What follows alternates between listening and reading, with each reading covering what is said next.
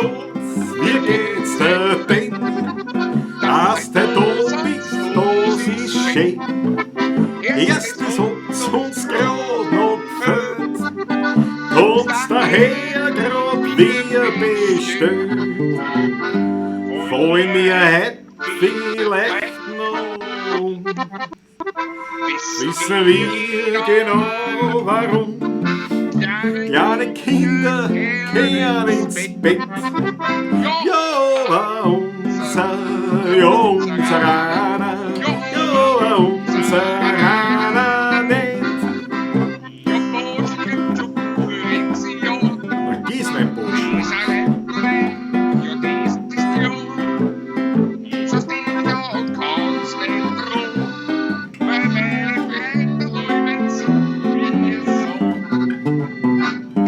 Grüß dich Gott, wie geht's dir denn? Dass du da sitzt, das ist schön.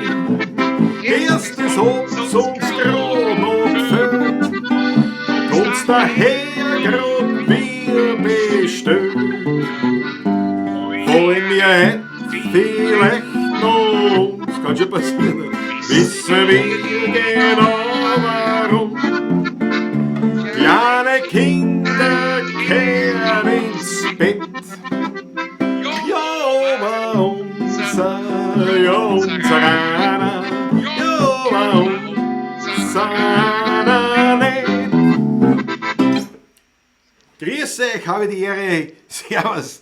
Steht da so, ui, das war ein holpriger Start. Das war ein holpriger Start, muss ich sagen. Es hat ein paar Tonaussetzer gegeben. Ein paar Tonaussetzer hat es gegeben, jetzt habe ich dann gar nicht gehört und das war dann verruckelt ein bisschen, aber uns ist das egal, wir freuen uns, dass wir wieder beieinander sind. Bei mir war nämlich ein Riesenproblem. Ich habe nämlich den Lautsprecher des Computers eingeschaltet. Ja, ne, schau da was an. So weit sind wir Profis. Gut, servus, na schau, wer ist schon da, es ist ja Wahnsinn. Ja, großartig. Ja, also herzlich willkommen offiziell. Ja. Patrick, schön, dass du da bist wieder. Ja, also da, du bist ja woanders, wo bist du? Ja, ich bin ja in Eibestal, nicht? Ich bin ja im nördlichen Weinviertel zu Hause. Also ich komme von sehr, sehr weit weg. Richtig. Heute. Also drum ist vielleicht die Verbindung nicht so. Die Leitung ist schlecht. Ja, die Leitung ist ein bisschen holprig. Aber ich glaube, ich hoffe, für unsere Zuschauer passt das alles.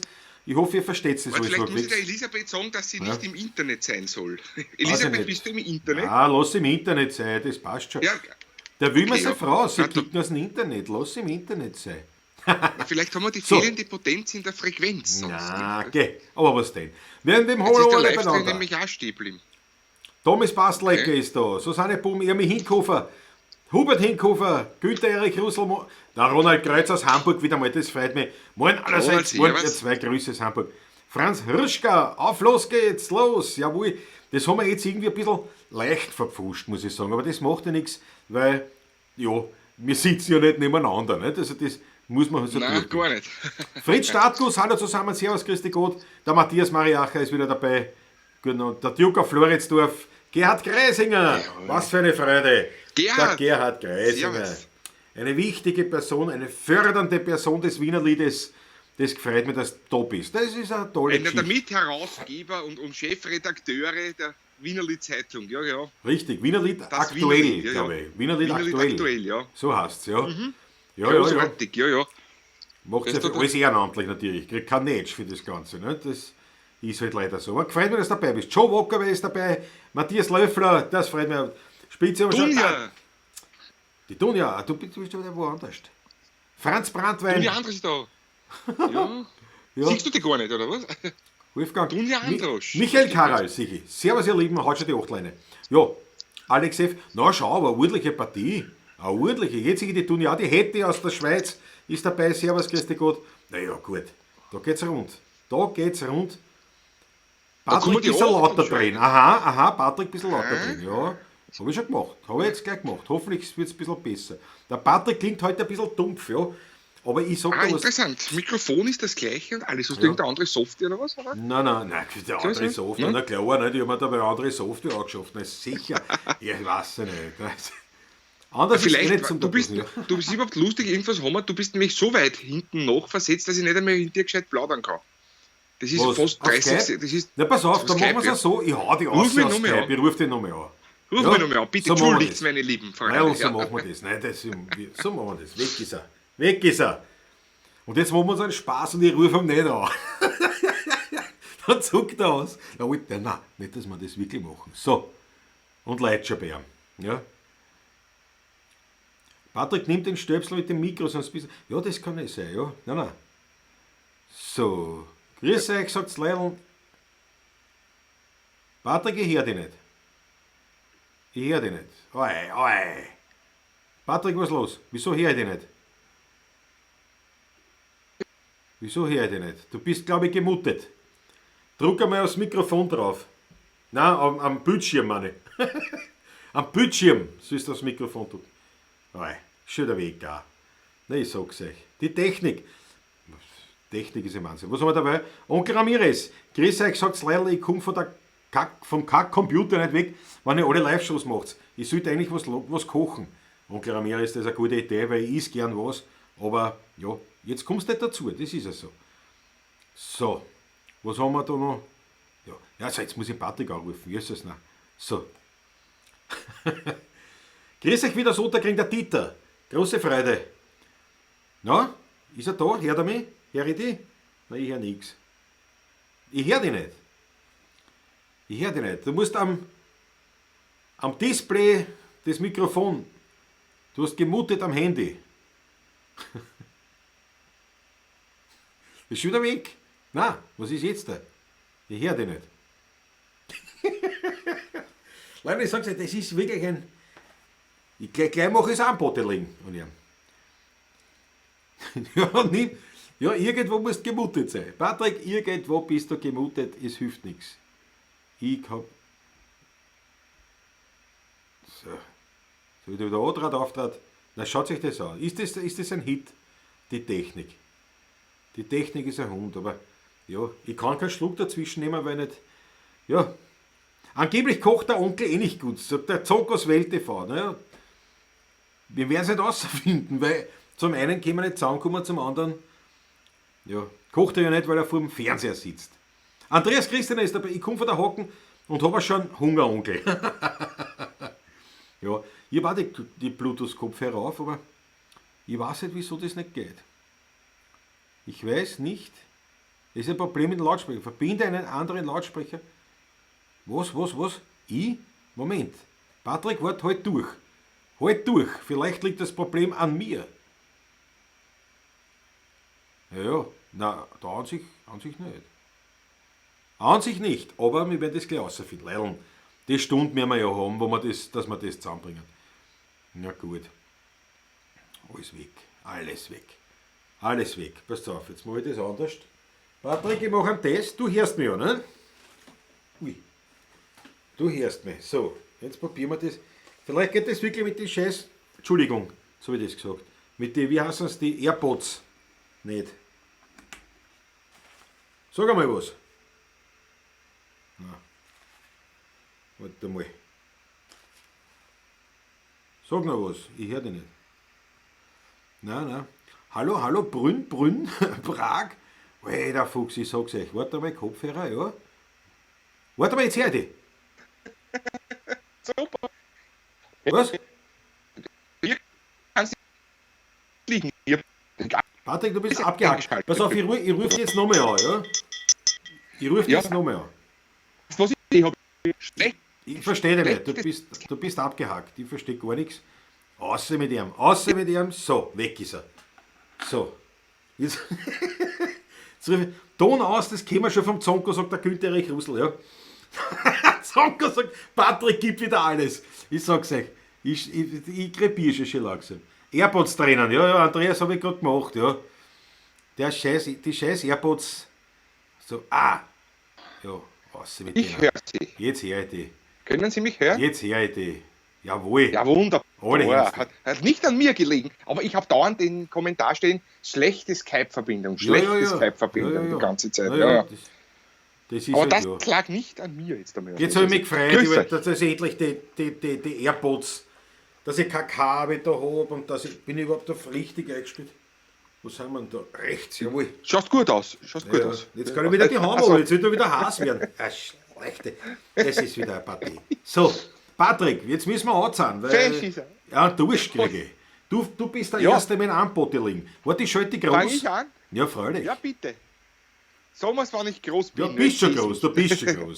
Sehr schön. Immer groß. Machen wir das Anbotteling. Also ich bin zwar im Weinviertel zu Hause, mache aber heute keinen Wein auf, sondern heute gibt es, weiß nicht mehr sicher, einen Stibitzer. Das ist ein Apfelcider oder Cidre, wie die Franzosen sagen. Alkohol 4,5%, 100% österreichisches Produkt aus dem oberösterreichischen Mühlviertel oder so, glaube ich, ist das hier. Ja, ich bin gespannt drauf. Machen wir mal auf. Ich öffne einmal. Ja, los geht's. Unspektakulär. Sehr zum Wohle auf euch einmal. Was, du trinkst aus der Flasche vor dem Weltpublikum?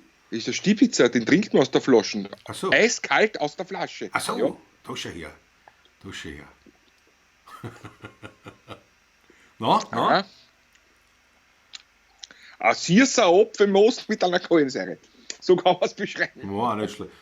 Der Patrick, der Zonkos WeltTV sagt, Patrick ist wie ein Fisch im Aquarium. Ich meine, das klingt das heute so. Das ist eine schlechte Skype-Verbindung. Ich glaube, das liegt an deiner grundsätzlichen technischen Fähigkeit, aber du hast recht, es lag jetzt wahrscheinlich gar nicht an dir. Wahrscheinlich? Ja? Nein, überhaupt nicht. Ja, aber das ist selten, das ist mir nicht gewohnt, Patrick. Das ist mir nicht gewohnt. Ja. Null. Geh mir aus in der Zeit. Aus Franken haben wir der beste Weingegend, schreibt er. Der Martin Röhner. Na, servus, das gefreut mich. Der Zonko grinst. Ja. Servus.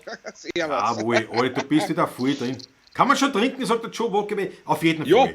Leon, jetzt, freilich. Patrick, trink auch. Jetzt komme ich ich habe 2 Armbotteling-Projekte heute, Patrick. Zwei? Ja. Ich bin gespannt. Ich mache jetzt einmal eine und dann nachher muss ich die zweite machen. Tut mir leid, das ist nicht anders gegangen. Und ja. Und weil gerade der Fritz Startguss aufgegangen Grauburgung. Ja, Kabinett. Aus Baden. Ja, aus Baden-Württemberg. Also badischer Wein. Ja, vermute doch. Ja, der Werner Ferche, was? Patrick und ich schenken mir mein Bier in ein Glasl extra für euch. Na? Ja, den Stibitzer trinkt man aus der Flasche. So was trinke ich nicht mehr, das war der ärgste Rausch, was ich je gehabt habe, sagt der Chaco Speed. Okay. Was den Stibitzer? Da kann man einen Rausch trinken, das hat 4,5%. Ja. Das ist weniger als ein Bier, das ist ungefähr, ein bisschen weniger als ein Bier. Ein klassisches Bier. Aber der Onkel Ramirez sagt, Zonkos Welt, es klingt so, als ob der Herr Trindl, also Zonko, den Fedehandschuh auswirft. Zweifler, du wirst schon noch schauen, das glaube ich auch. Ja. Der Spitze sagt, Thermalregion ist auch super, ja, das stimmt. So, jetzt komme ich zum Patrick, ich mache mich groß, du kannst den spannen. Mach dich groß, bitte. Du kannst den Bauch wieder auslassen. Die erste Unbottling-Session heute mache ich wieder ausnahmsweise vom Ausblick, sieht man das, kann man es lesen, ein bisschen, vom Ausblick Wien, und zwar ein Wiener gemischter Satz aus der Rede Vorleiten. Ja, 2019. Warum? Da kann ich gleich ein bisschen Werbung zuschalten, nämlich, warte, den muss ich erst suchen wieder. Ding Dong! Ja, kann ich auch machen. Fix, finde jetzt auf die Gare nicht. Wurscht, pass auf, und zwar, da ist wichtig, weil facebook.com/Ausblick Wien, da ist morgen Freitag um 18.30 Uhr eine Weinverkostung mit Heirigenmusik. Das ist noch eine ganz andere Geschichte, aber wenn ihr schon Wein bestellt habt, seid ihr in der glücklichen Lage. Theoretisch kann man sich noch bis morgen, glaube ich, kann man noch ans bestellen, ein Kistel, man muss es halt aus Strebersdorf dann selber holen. Zuschicken geht halt jetzt nicht mehr. Und dann wird gemeinsam verkostet. Aber da lasse ich den Patrick angebottelt. Da lasse ich den Patrick auch zu, pass auf, schau her, wenn ich dir jetzt aufreiß. Schau da was an, jawohl. Du siehst das ja, ich sehe es ja nicht. Ne? Das ist das Problem dabei. Ich sehe es dann verzögert erst. Ja, ich freue mich auch schon auf morgen. Aber ich kann leider Gottes diese guten Weine nicht kosten. Ich habe keine hier. Das ist richtig, ich schon. Ja, sagen wir es nur. Ja. Schau, der Zonko sagt, der Klaus ist technisch ein Wahnsinn. Wow. Ja, ich mein, ist er. Weißt du, was jetzt noch leibend war? Wenn ich wissert, was ich da mache, dann war er die richtig gehend. Ja. Aber eigentlich kann man sagen, waren die AirPods schuld, dass das nicht funktioniert ja, hat. Ne? Wahrscheinlich. Ja. Ich weiß nicht, die kosten einen Haufen Geld. Ich bin froh, dass ich mir es nicht gekauft habe. Ja, ich weiß nicht. Mir war ja angenehmer da als mit dem depperten Kabel. Ja, das war ja eigentlich der Sinn aber der das Sache. Funktioniert, Ne? nicht? Ja, aber das funktioniert doch gar nicht. So, genug. Ja, Adi und Edi. Ja, herrlich. Ja, ihr traut euch da schon ganz schöne Kommentare. Ja, wann jetzt noch kommt Lolek und Bolek? Du, na aber schön, ja. Onkel Ramirez, heute am Bottling Director's Cut Live-Übertragung aus Kolsburg. Was ist das wieder für eine Anspielung? Unglaubliche Szenen spielen. Ja, schau, die Dunja sagt schon, wir haben die Flaschen gestern geliefert bekommen. Ja, der Klaus hat schon vorgebottelt, schreibt der Onkel. Der hat schon eine gute Gesichtsfarbe. Ja, die habe ich immer da herunten. Aber warst du vielleicht wieder im Garten heute, in der Sonne? Ja, sicher war ich wieder in der Sonne. Naja, Zigaretten in der Sonne rauchen, hast dann einen Sonnenbrand gegeben. Ja. Zonko, der Klaus lässt sich so lange Zeit, der kann nicht die erste Potöne sein. Ist zwar ein Haberer, gell? Ja. Na gut, meine Herrschaften, ich lasse es einmal so stehen und bin nicht gram, deswegen. Ja. Der Franz Bartwell sagt, den hast du immer noch, waren ja am Montag schon nur 12 Flaschen. Naja, wie man schon einteilt. Also, Patrick, zur Flasche. Wir trinken gemeinsam. Unbottling, jawohl. Auf euch schön, dass ihr dabei seid. Gefällt mir wieder total. Prost auf einen gemütlichen Prost, meine Lieben.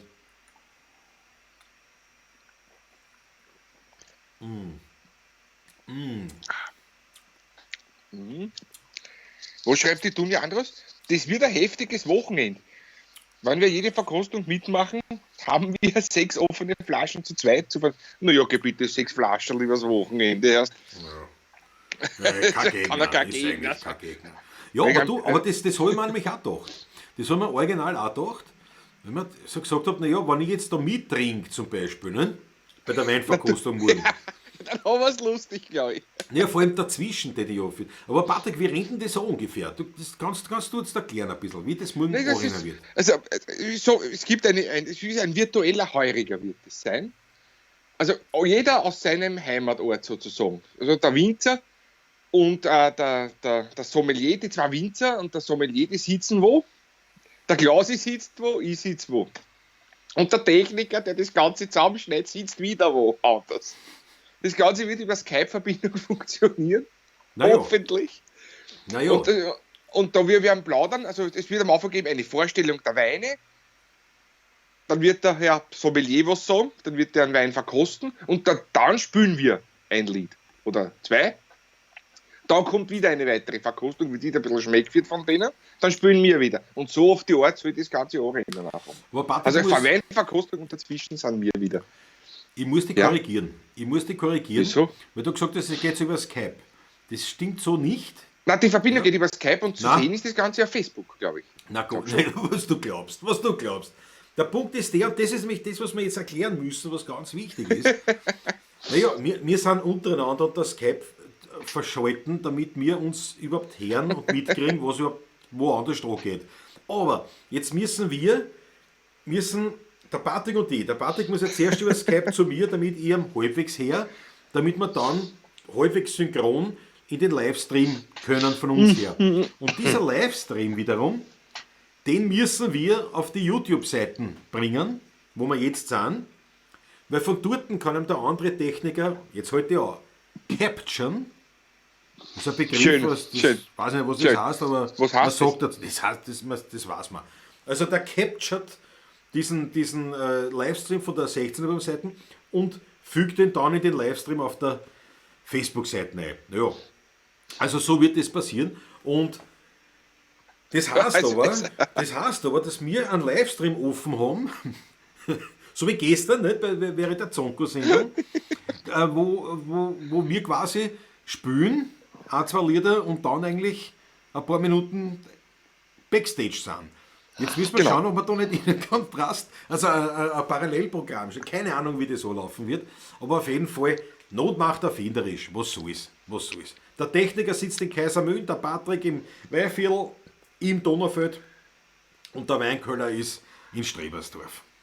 Wir werden schon durchkommen. Ja. Roman Buchter sagt, Klaus, das schaut aus, als würdest du Wasser trinken. Gebiete, jetzt wäre nicht garstig. Ist ein herrlicher gemischter Daniela Satz. Schlögl ist da, jawohl. Ja. Die trinken alle was, die trinken alle. Was gibt es heute? Ein Chardonnay. Lage Großfeld 2018. Mhm. Weingut Hans Heider aus Bodersdorf. Schön. Daniela, nicht schlecht. Ja. Mit dem Wiener Lager in Arzgersdorf bleibt der Blunzenkistel. Na schau. Jawohl. Patrick, wir spielen was. Da spielen wir was, ja. Wo ist der Harald Sellinger? Ich bin beim ersten Satz ausgestiegen. Welchen Satz meinst du? Ja. 6 Flaschen allein. Das packe ich nicht, sagt der Fritz Startguss. Ne, bemüßt dich halt. Servus Rudi, Rudi Korbes ist auch da. Grüße, Ja. ganz lieber Kollege, großartiger Quetscher. Rudi Korbes, kein Wort verstanden. Ah, jetzt weiß ich ja, jetzt weiß ich ja, was es meint. Naja, es ist ja so, es ist ja wurscht. Der Punkt ist der, damit wir einen gemeinsamen Livestream mit dem Weinköller auf der Facebook-Seite zusammenbringen, müssen wir unseren Livestream irgendwo hinbringen. Und das ist auf der 16er Burm YouTube-Seite, wo wir jetzt sind, weil eben ich brauche den Patrick vorher bei mir, damit wir synchron spielen. Die geschissenste Rolle bei dem Ganzen und der Patrick, weil der hört, also der muss einfach spielen. Der nimmt, nicht so wie jetzt, der Patrick spielt stur durch, ich muss mich zuwählen und der Rest ist Hoffnung. Der Rest ist hoffen, Daumen drücken, dass alles glatt geht oder jeder was hört, was sieht. Also, Ja, ja. Der Cheftechniker ist aber nicht der Zonko, sagt der Hubert Hickhofer. da Das ist super. könnte er sie auch machen. Ja. Das stimmt, das stimmt. Ja, das stimmt, könntest du auch machen, Patrick. Ja, Aber wie gesagt, Zonko macht, kann ich es auch machen. Das ist so. der Zonko und ich haben heute telefoniert und haben uns wieder köstlichst amüsiert über deine erste Solo-Show. Wie ich gesehen gehabt habe, gell? Komplett vernichtet wurdest von der Technik. Aber, ja. Also, wir haben beide festgestellt, wahrscheinlich war es kurz vorm Warner, oder? Nein, aber es hat mir eigentlich dann Spaß gemacht. Also man dachte, scheiße, ich rede halt weiter mit euch einfach. Keine Ahnung, ob sie mir jetzt oder nicht. Ich krieg keine Nachrichten. Null. Das ist furchtbar, wenn man das nicht mitkriegt, wenn die Technik spinnt. Ob ich sichtbar bin oder nicht, wo man nichts. Ein Wahnsinn. Wurscht. Oh, ein Diplomatiker rum. Den trinkt der Harald Sellinger. Das ist was Gutes, den habe ich auch ganz gern. Immer Der ist wieder sehr mal. gut. Ja. Mein Brüderchen zu Hause, ja. Siehst du, den könnte ich mal holen, der könnte mal rausstellen morgen. Und könnte ich mir mitnehmen und könnte ein Schlückchen morgen trinken. Ja, nicht schlecht. Ich habe nämlich keinen mehr haben, ja. Ja, der Franz Brandwein fragt mich, ob ich den Text schon interessiert habe. Na, Franz, noch nicht. Weißt du, eben ist halt dazwischen gekommen, der Schicksalsschlag. Aber das, ich vergesse dich nicht. Also, ihr könnt alle schon frohlocken, wenn der. Ja, mehr brauchen wir nicht sagen. Franz Brandwein und Klaus Steurer. In virtueller Einigkeit. Ja, wird kommen demnächst. Wird kommen. Ja. Der Onkel Ramirez, das Konzept klingt gut, das wird sicher lustig nach dem 3. Achtel. Bestimmt. Also schaut rein morgen. 18:30 Uhr, aber man kann Wein dabei und das wird sicher lustig.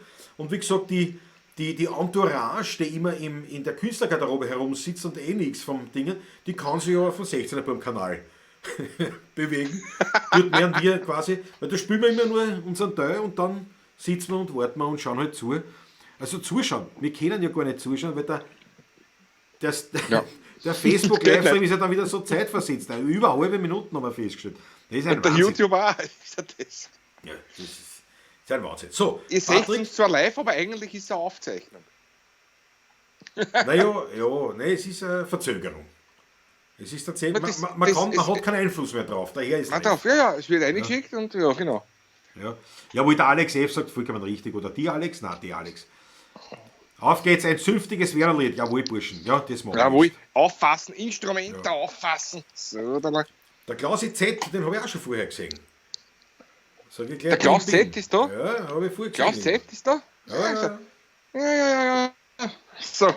Ich habe mir rausgegeben da. So. Patrick, was spielen wir? Du Was musst die ich habe Vorlage. immer da eine Liste gemacht. Ich bin vorbereitet. Ich habe eine Liste. Man glaubt das nicht. Machen wir einen Paradeiser mal schon mal wieder. Boah, ja. Den haben wir noch nicht Sehr, gespielt so jetzt. Ich bin gespannt, wie es geht. Was ist das für Tonort? C. Paradeiser ist C, nur die weißen Tasten. Nur die weißen Tasten, das ist leibend, das kann ich. C. Also fast nur, Ja, sozusagen. Paradeisermarsch. Thomas Weichenmeier aus der Ruhe. Servus. Jawohl. Oh, der Herr von Dijk. Ja, wir haben heute, das gefällt dir, dass du dabei bist. Kufstein ist vertreten, muss ich mir zusammenreißen. Patrick, reiß dich zusammen, weil Bitte. der Thomas Eichmeier, ich meine, ist ja eine Persönlichkeit in Kufstein, ist ja nicht so. Nicht? Ja, ja die halbe Stadt, nicht? Aber das weiß aber ist eine hochgestellte Persönlichkeit ja. und da kann man sich nicht natürlich diesen Blöße geben, dass er sie mit so Proletten wie mit dir, auch mit mir angeht. Ja, na gut, der Harry Schneller-Fonte sagt schon, Krachel oder Slivo, wurscht, Hauptsache ein Whisky. Siehst du das? Yes. Meine Rede. Ja. Martin Röhner lässt uns grüßen vom Nachbarn. Herrlich, große Freude. So, ja Patrick, der Paradeiser. Ich nehme mal meinen Monitor aus dem Rohr. Aber Buch hat schon die Tomaten reingehauen. Die Paradeiser. Was, die Paradeiser? Ja, ja. Geh, spül, hat das Ohrwaschel raus und spül. Ich weiß ja nicht, das dauert ja dann wieder eine Stunde, bis du wieder drin bist.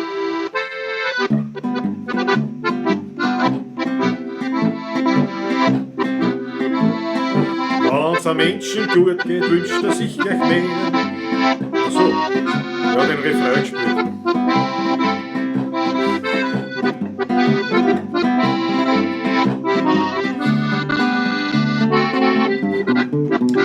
Und wenn wir dann schrammen her, den ersten Fix und stöde weh. Und wenn wir dann noch jede Woche, außerdem an 6 Wochen, für uns nix mehr bei uns in Wehr. Kleine Kinder haben wir fantasiert und haben gehofft, dass alles eine Wahrheit wird. Hätte so eine Sünde sich ist langsam ein, manches wäre wunderschön, doch es kann nicht sein.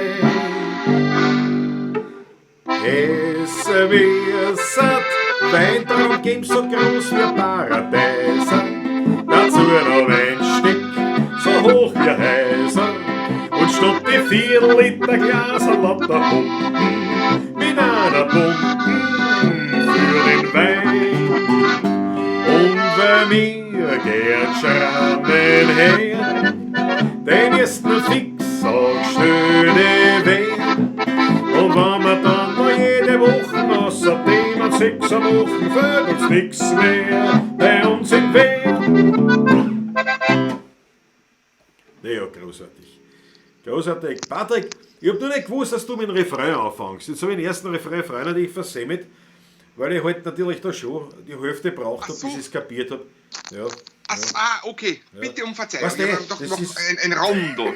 Aber ja, okay. Rondo, na hat passt. Ich bin wieder dann irgendwann reingekommen. Das ist Na schau, die Achteln fallen rein. Na herrlich. Ihr seid ja, genau, Achteln. Roland Kreuz, Applaus. Super. Der Dirty Herre. Danke, Burm, ihr seid zurzeit die beste Unterhaltung in so schweren Zeiten. Bitte weiter so. Dirty Herre, versprochen. Dank der Chef. Aber sicher. Machen wir. Ja. Was der Zonko? Was schickt der Zonko? Weintraum und Paradeiser? Wieso Paradeiser? Was ist da? Weil das der Paradeisermarsch war. Du Hirfler. Achso, drum. Ich hab schon geglaubt, das sind die gefällten Tomaten. So nein. Klassisch. Achso. Aber mir nicht ausgeht. Oder an die Blues Brothers denken müssen, was im Käfig. Ja, Jesus. Alles fliegt die Flaschen. Mit der, wie es in Country-Lied gespielt. Rollin'. Ist das Stone? Harry Schneller-Fonte, jawohl. Und dann der Regen lauter kommt ins Kirchnerwehr. Da schimpft keiner über das schlechte Wetter mehr. Das stimmt. Das Lied, ja. Wobei, ich glaube, wie man da nicht feiern hörst. Wie aus einem Weighöller, wenn wir aus dem Weihfassel kommen. Ja. Du Patrick, wir haben ja vorher schon kurz geredet, dein Cajun-Instrument ist noch immer natürlich es ist noch immer Licht. Ich komme nicht in die Werkstatt momentan nach Laxenburg zum Spiergernstel. Das ist das Problem. Und ich brauche da was nur dort ist. Ja, das ist halt Wein allein reicht nicht, ne? Oft. Ja, es ist so. Was soll ich tun? Was soll man machen? Also leider Zonkauf, bevor du wieder fragst, aber ja. Prost auch von der. Hat weiter noch nicht geschrieben. Thomas Weckmeier. Aber Prost auch von der wahrscheinlich. Nein, kommt große Paradeiser Zonkauf schon erklärt. Ja, Prost, pass auf, ich mach. Na Patrick, spielen wir noch ein Lidl, weil dann mache ich die zweite Unbottling-Tour. Jawohl, dann machen wir da was. Was machen wir? Hast du einen Wunsch? Nein. Was du singen willst? Nein, das, was du. Ja, was käme? Weiß ich nicht. Was wir auf jeden Fall kennen, ist der Klagenfurter Marsch zum Beispiel. Ja. Den könnte man machen auch, ja. Oder in Trara kenne ich. Auch Strophen Klagenfurter Marsch, ne? Ja, passt. Ja, wie geht denn der? Ja. Und der Text? Vor 20, 30 sicher. Bin schon drinnen. Ich weiß, kenne ich schon aus. Geht schon raus mit Urwaschler, los geht's. Meine Herrschaften, der Klagenfurter Auch eine Marsch. Premiere haben wir auch noch nicht gespielt, ich bin gespannt. Naja, na doch nicht.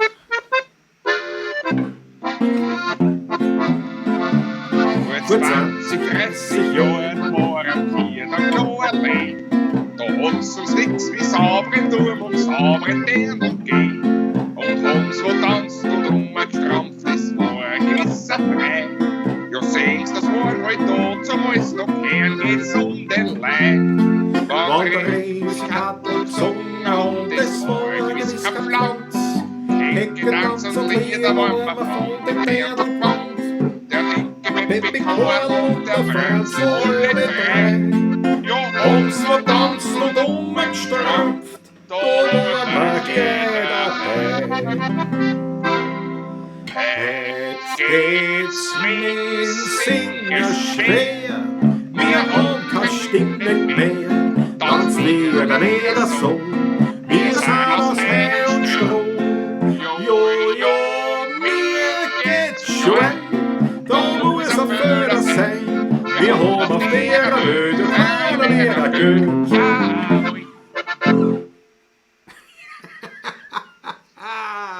Ausgezeichnet, Patrick, ausgezeichnet. Ich hab gut gesungen und gespielt. Ich weiß nicht, wie das von dir war. Ich hoffe, es hat euch gefallen. Ich hoffe schon. Ich hoffe, es hat Ihnen nicht gefallen. Aber schau. Isabella Wipfli ist auch da, die Manschi ist da. die Manschi aus der Schweiz. Ja, für mich, Für mich? Ich darf an Wien nicht denken. Naja. Und das ist jetzt so ganz schwierig. Nein, weil da vier ich ziemlich, glaube ich, gell? Da bin ich ja, ziemlich. das vierst du nämlich, Da vier ich stark, das glaube ich können. Weil ja eben die Schwierigkeit die ist, dass der Patrick Stur, ohne mich zu hören, eigentlich durchspielt. Gespielt ist durch, ja. Und ich tue mir leichter, ich lasse mich bei ihm an. Ist auch schwer genug, sage ich mal, weil es ja ein bisschen mit Latenz spielt. Aber nicht der Thomas Faber, die Heiselfrau, die machen wir eh. Die machen wir eh unbedingt dann, das ist gar keine Heiselfrau Frage. muss sein, natürlich. Na was denn? Na klar. Ja. So, warte, jetzt wollte ich noch mal schauen, was war da?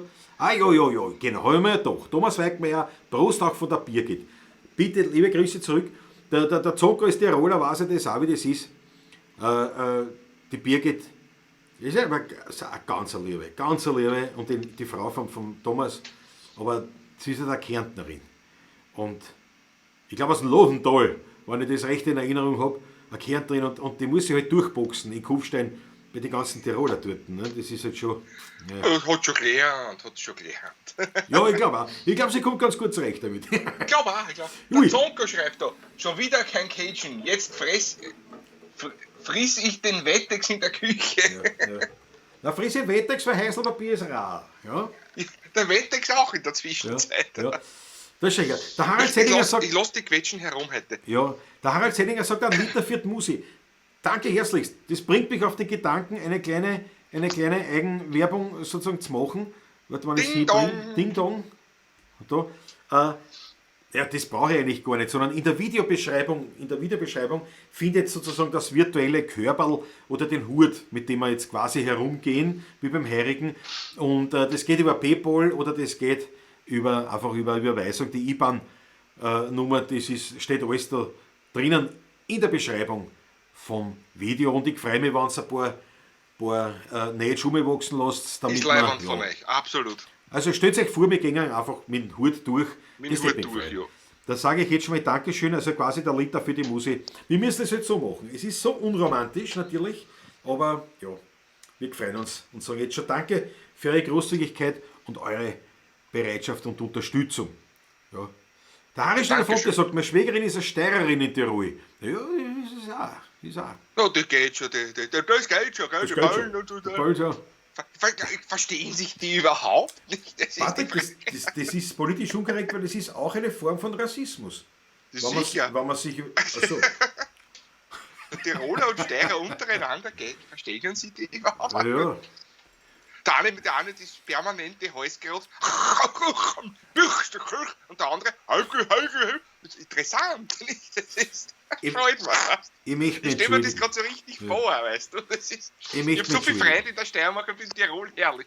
Ich stelle mir das wirklich gut vor. Der Patrick ist jetzt schon so lang allein im Weihviertel. Und ich möchte mich herzlichst entschuldigen bei allen, die sich betroffen fühlen, insbesondere bei den Gender Mainstream Beauftragten an der Universität Wien möchte ich mich wirklich entschuldigen, dass der Patrick da aus sich herausgegangen ist. Nein, das muss man. Das pass auf, wenn da nur ein Werner dazu kommt, da. Naja, die Werner, ne? Das ist. Haben sie nur Pantomime, wir haben alle drei. Ja, das stimmt. Wir haben ja schon das Problem, man kommt in den Unterkrieg, nicht? Mit den Hitzinger zum Beispiel. Oder was, nicht? Ja. Nein, Harry Schneider von der schimpft schon. Patrick, du frecher Poche. Ja. Na, sehr gut. Pass auf. Darf ich jetzt anbotteln? Bitte darum. Bitte. Apropos anbotteln, ich muss einmal schauen, ob die Elisabeth mich hört, was das bedeutet, ob sie es weiß. Du machst das, du hast eine eigene Technik. Ich weiß nicht, weiß ich Du hast eine eigene Technik. Ich bin im Keller herunten und ich glaube, sie ist gar nicht da. Also mein Munkelein hat zugesperrt um. Ja. So, pass auf, der Fritz Stadtkuss. Ihr seid spitze, ich träne vor Lachen. Du, Fritz Stadtkuss. Warte, Patrick, ich schalte mich kurz. Nein, warte, ich lasse dich dabei, weil wer weiß, das schaut immer gut aus, wenn die Lissi kommt. Und die Hand eine fährt und dir ein Glasl wegnimmt oder Wasser bringt. Die Hand fährt bereits. Man tut ein bisschen so ein Austausch. So. Dankeschön, sehr nett. Ja, der Harry fragt schon, wie viel hat der Patrick heute schon angebottelt? Ne? Eine Flascherl. Ein Stibitz. Aber das Eine Flascherl. Ja, wer weiß, was schon vorher. Ich kenne die ja. So, meine Herrschaft, der Fritz Stadtkuss ist da und da muss ich nochmal sagen, einer unserer größten Förderer, muss ich sagen. Danke herzlichst. Und er hat sich nicht gedacht, einfach nur, naja, ich überweise ihm ein bisschen was, den Armen. Ja, hat er auch gemacht. Ja, aber er hat sich gedacht, falls wirklich Lieferengpässe sind, schickt er uns ein gutes Zierberl vom Fass, vom Hödelhof aus der Steiermark. Das ist was Gutes. Das ist was sehr Gutes. Leider komme ich schon wieder nicht dazu. Ja, das ist ja das Problem. Die halbe ich Flaschen, muss hier darben im Wein, ich habe nichts zu trinken hier. Oh. Ja. Die halbe Flasche gehört dir, ja, theoretisch. Theoretisch, ja. Ja, und du, wenn das Ganze noch bis Dezember dauert, wird von der Flasche nichts mehr über sein. Weißt du, ja, vielleicht. bis Dezember kann ich dir garantieren, dass nichts mehr über ist von der Flasche. Und das Ganze bis ins Sommer rein dauert auch nicht. Also gut, auf jeden Fall werde ich das jetzt anbotteln. Lieber Fritz, das geht sozusagen auf dich. Ich werde dann 2 Stamperl trinken, eins für mich, eins für dich, Patrick, nicht? Dann nachher. Ja, bitte. Darum, ja, klar, nicht? Aber es ist ein Wahnsinn. Der Hödelhof ist wirklich auch wieder keine Werbung in dem Sinn, weil, ich meine, ich habe es zwar geschenkt gekriegt, aber der Fritz hat es gezahlt, ja. Aber der hat irrsinnig gute Brände. Und mein Munkelein steht ja so auf die, ich glaube auf den Haselnussbrand. Ich glaube, das ist der Haselnussbrand. Also das sind ganz ausgefallene, leibende Sachen. Und, absolut. Ja. Also der Haselnuss ist nämlich ein klarer Brand, ein klarer. Genau, ja. Und der schmeckt, wenn du den trinkst, wie Mannerschnitten. Ja, stimmt. Im positiven Sinne jetzt. Also das stimmt. Unglaublich gut. Du, Zirbenschnaps aus steirischen Zirbenzapfen, nicht, dass man das ordentlich anbotteln. Kräftiger und würziger Zirbenschnaps aus frisch gehackten Zirbenzapfen. Und dann im Eichenfass. Jawohl. 38 Volumenprozent. Also es geht nicht einmal mehr als Desinfektionsmittel durch. Nicht? Gott sei Dank, weil da können wir es wenigstens trinken. Also Fritz, Startguss auf dein Wohl. Danke herzlichst, Patrick, auf deins auch. Ja, ich trinke einen Stibitzer wieder. Ein Stibitzer ist auch super, ja. so ein Saftel. Aber der riecht gut. Boah, herrlich. Ah, danke. Was? Bevor ich hier nur blödel, trinke ich Zirbenen vom Hödel. Wer nicht kauft beim Hödel, ist doch wahrlich ein Dödel. Ja, Patrick, da bist du angestunden. Mit dem Reim bist du angestunden. Ja. Oh, sehr gut. Sehr sei gut. kein Dödel und kauf beim Hödel. Ja, fahr nicht fort, kauf Mut. Wenn der Patrick die Steirer beleidigt, kriegt er auch keinen Zirbenen. Lunzenkistel, vollkommen richtig. Endlich einer, der reagiert auf deine unverhohlenen Frechheiten. Ja. Den Haselnuss hat er schon bei Peter Fritz, gell? Ja. Na gut. Patrick, Sind wir bereit für die Heiselfrau? Ja, sind wir, jederzeit. Die fragt die quasi, man kann sagen, die inoffizielle Heiselpapierhymne in Österreich. Ne? Kann man schon sagen. Kann man sagen, ja. Die Heiselfrau. Wir sollten einen Orden kriegen eigentlich, sollte man dafür. Wir sollten Heiselpapier kriegen auf Lebenszeit. Oder einen Jahresvorrat.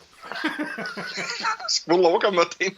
Boah, ja, der ist wirklich gut. Meine Leger sind gefüllt, weißt du. Ja, das ist ja das. Ne? Man verbraucht schon. Ja, soll ich nicht auf der steirischen machen jetzt vielleicht gleich? Was, die Heiselfrau? Auf der steirischen? Weißt du, es wieder gut stellen willst mit den Steirer? Nein, mach's auf der, wird diese Umbauarbeit. Ich mach's da gleich jetzt. Das ist besser. Besser ist es.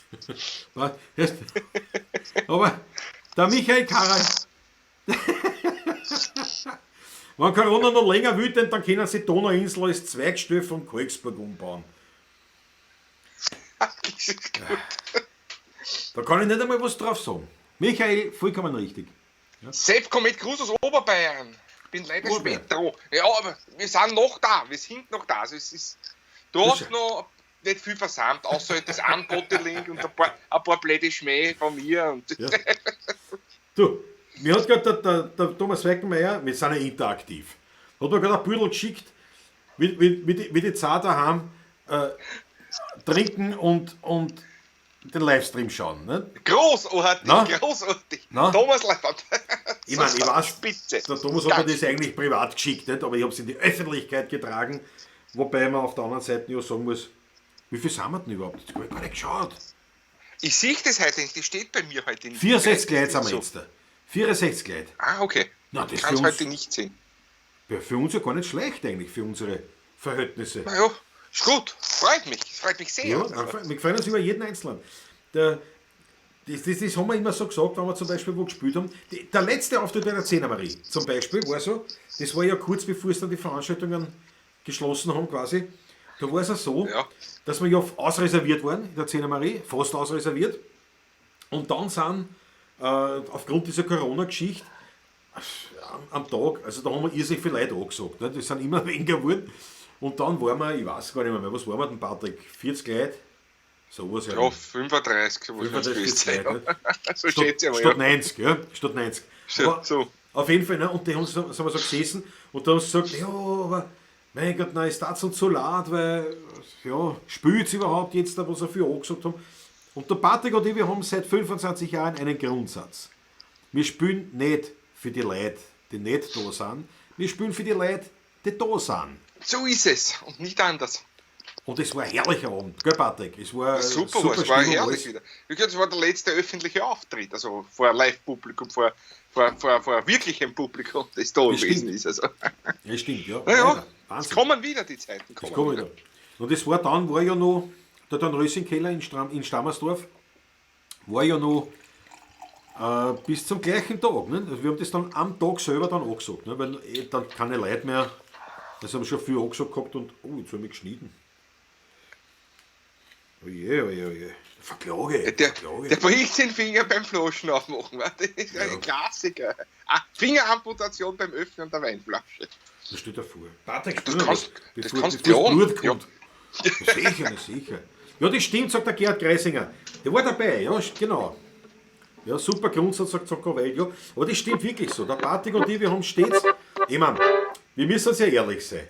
Wenn wir, der Patrick und ich, wenn wir gesagt hätten, vor 25 Jahren, wir wollen reich und berühmt werden, als Musiker, naja, da hätte man nicht Wienerlieder spielen dürfen. Ne? Das war uns schon von aus klar, dass das jetzt nicht die große Karriere wird in dem Sinne, aber es war uns eins klar, dass das einfach das ist, was wir gern machen.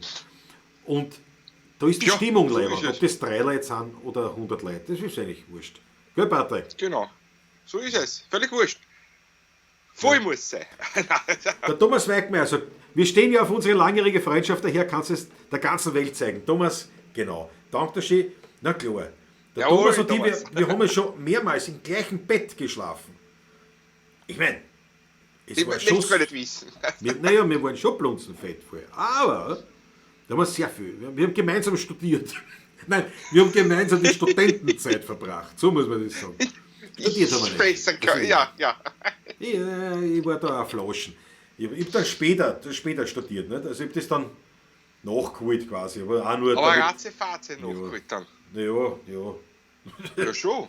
Ja, schon. Volkskunde, interessantes Thema. So, jetzt Spaß muss es machen. Und nur um das geht, sagt der Joe Walker, ja. Was sagst du? Ja. Das machen wir die Heiselfrau, oder? Machen wir die Heiselfrau. Jawohl. Ja. Die Hymne fürs Klopapier.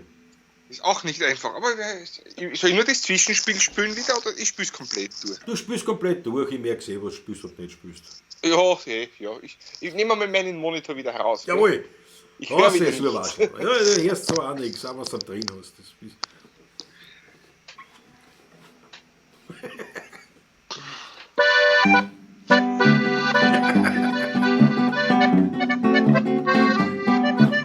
Sie kennt alle, die jemals am Friedhof dort wohnen. Künstler und Hackler, Generaldirektoren. Jeder tut sie freundlich grüßen, egal ob's groß oder klein ist. Dafür hat man ihr was ins Kerberl rein. Ja, bei der Zinse kehrt man gerne.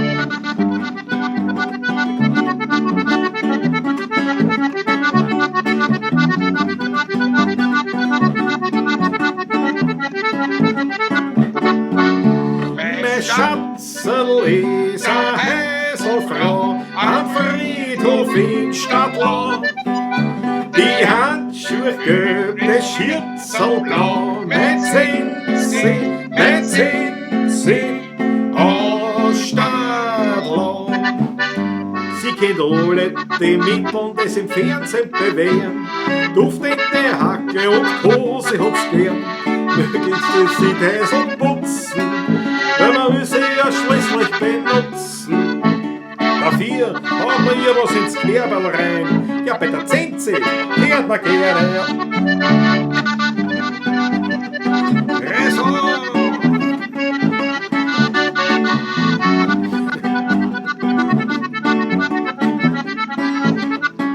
Mein Schatzel ist a Heiselfrau am Friedhof in Stadtlau. Die Handschuhe gelb, das Schürzel blau. Mein Zinsi aus Stadtlau.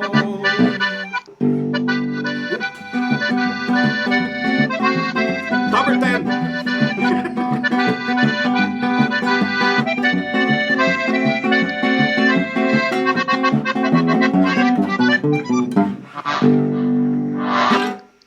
Na, auf den Punkt, Patrick, auf den Punkt. Puff, Na, zack! was soll das so? Jetzt bin Ja, ich da jetzt fliegen die gekommen. Achteln rein, meine Ja, Wahnsinn. Freunde.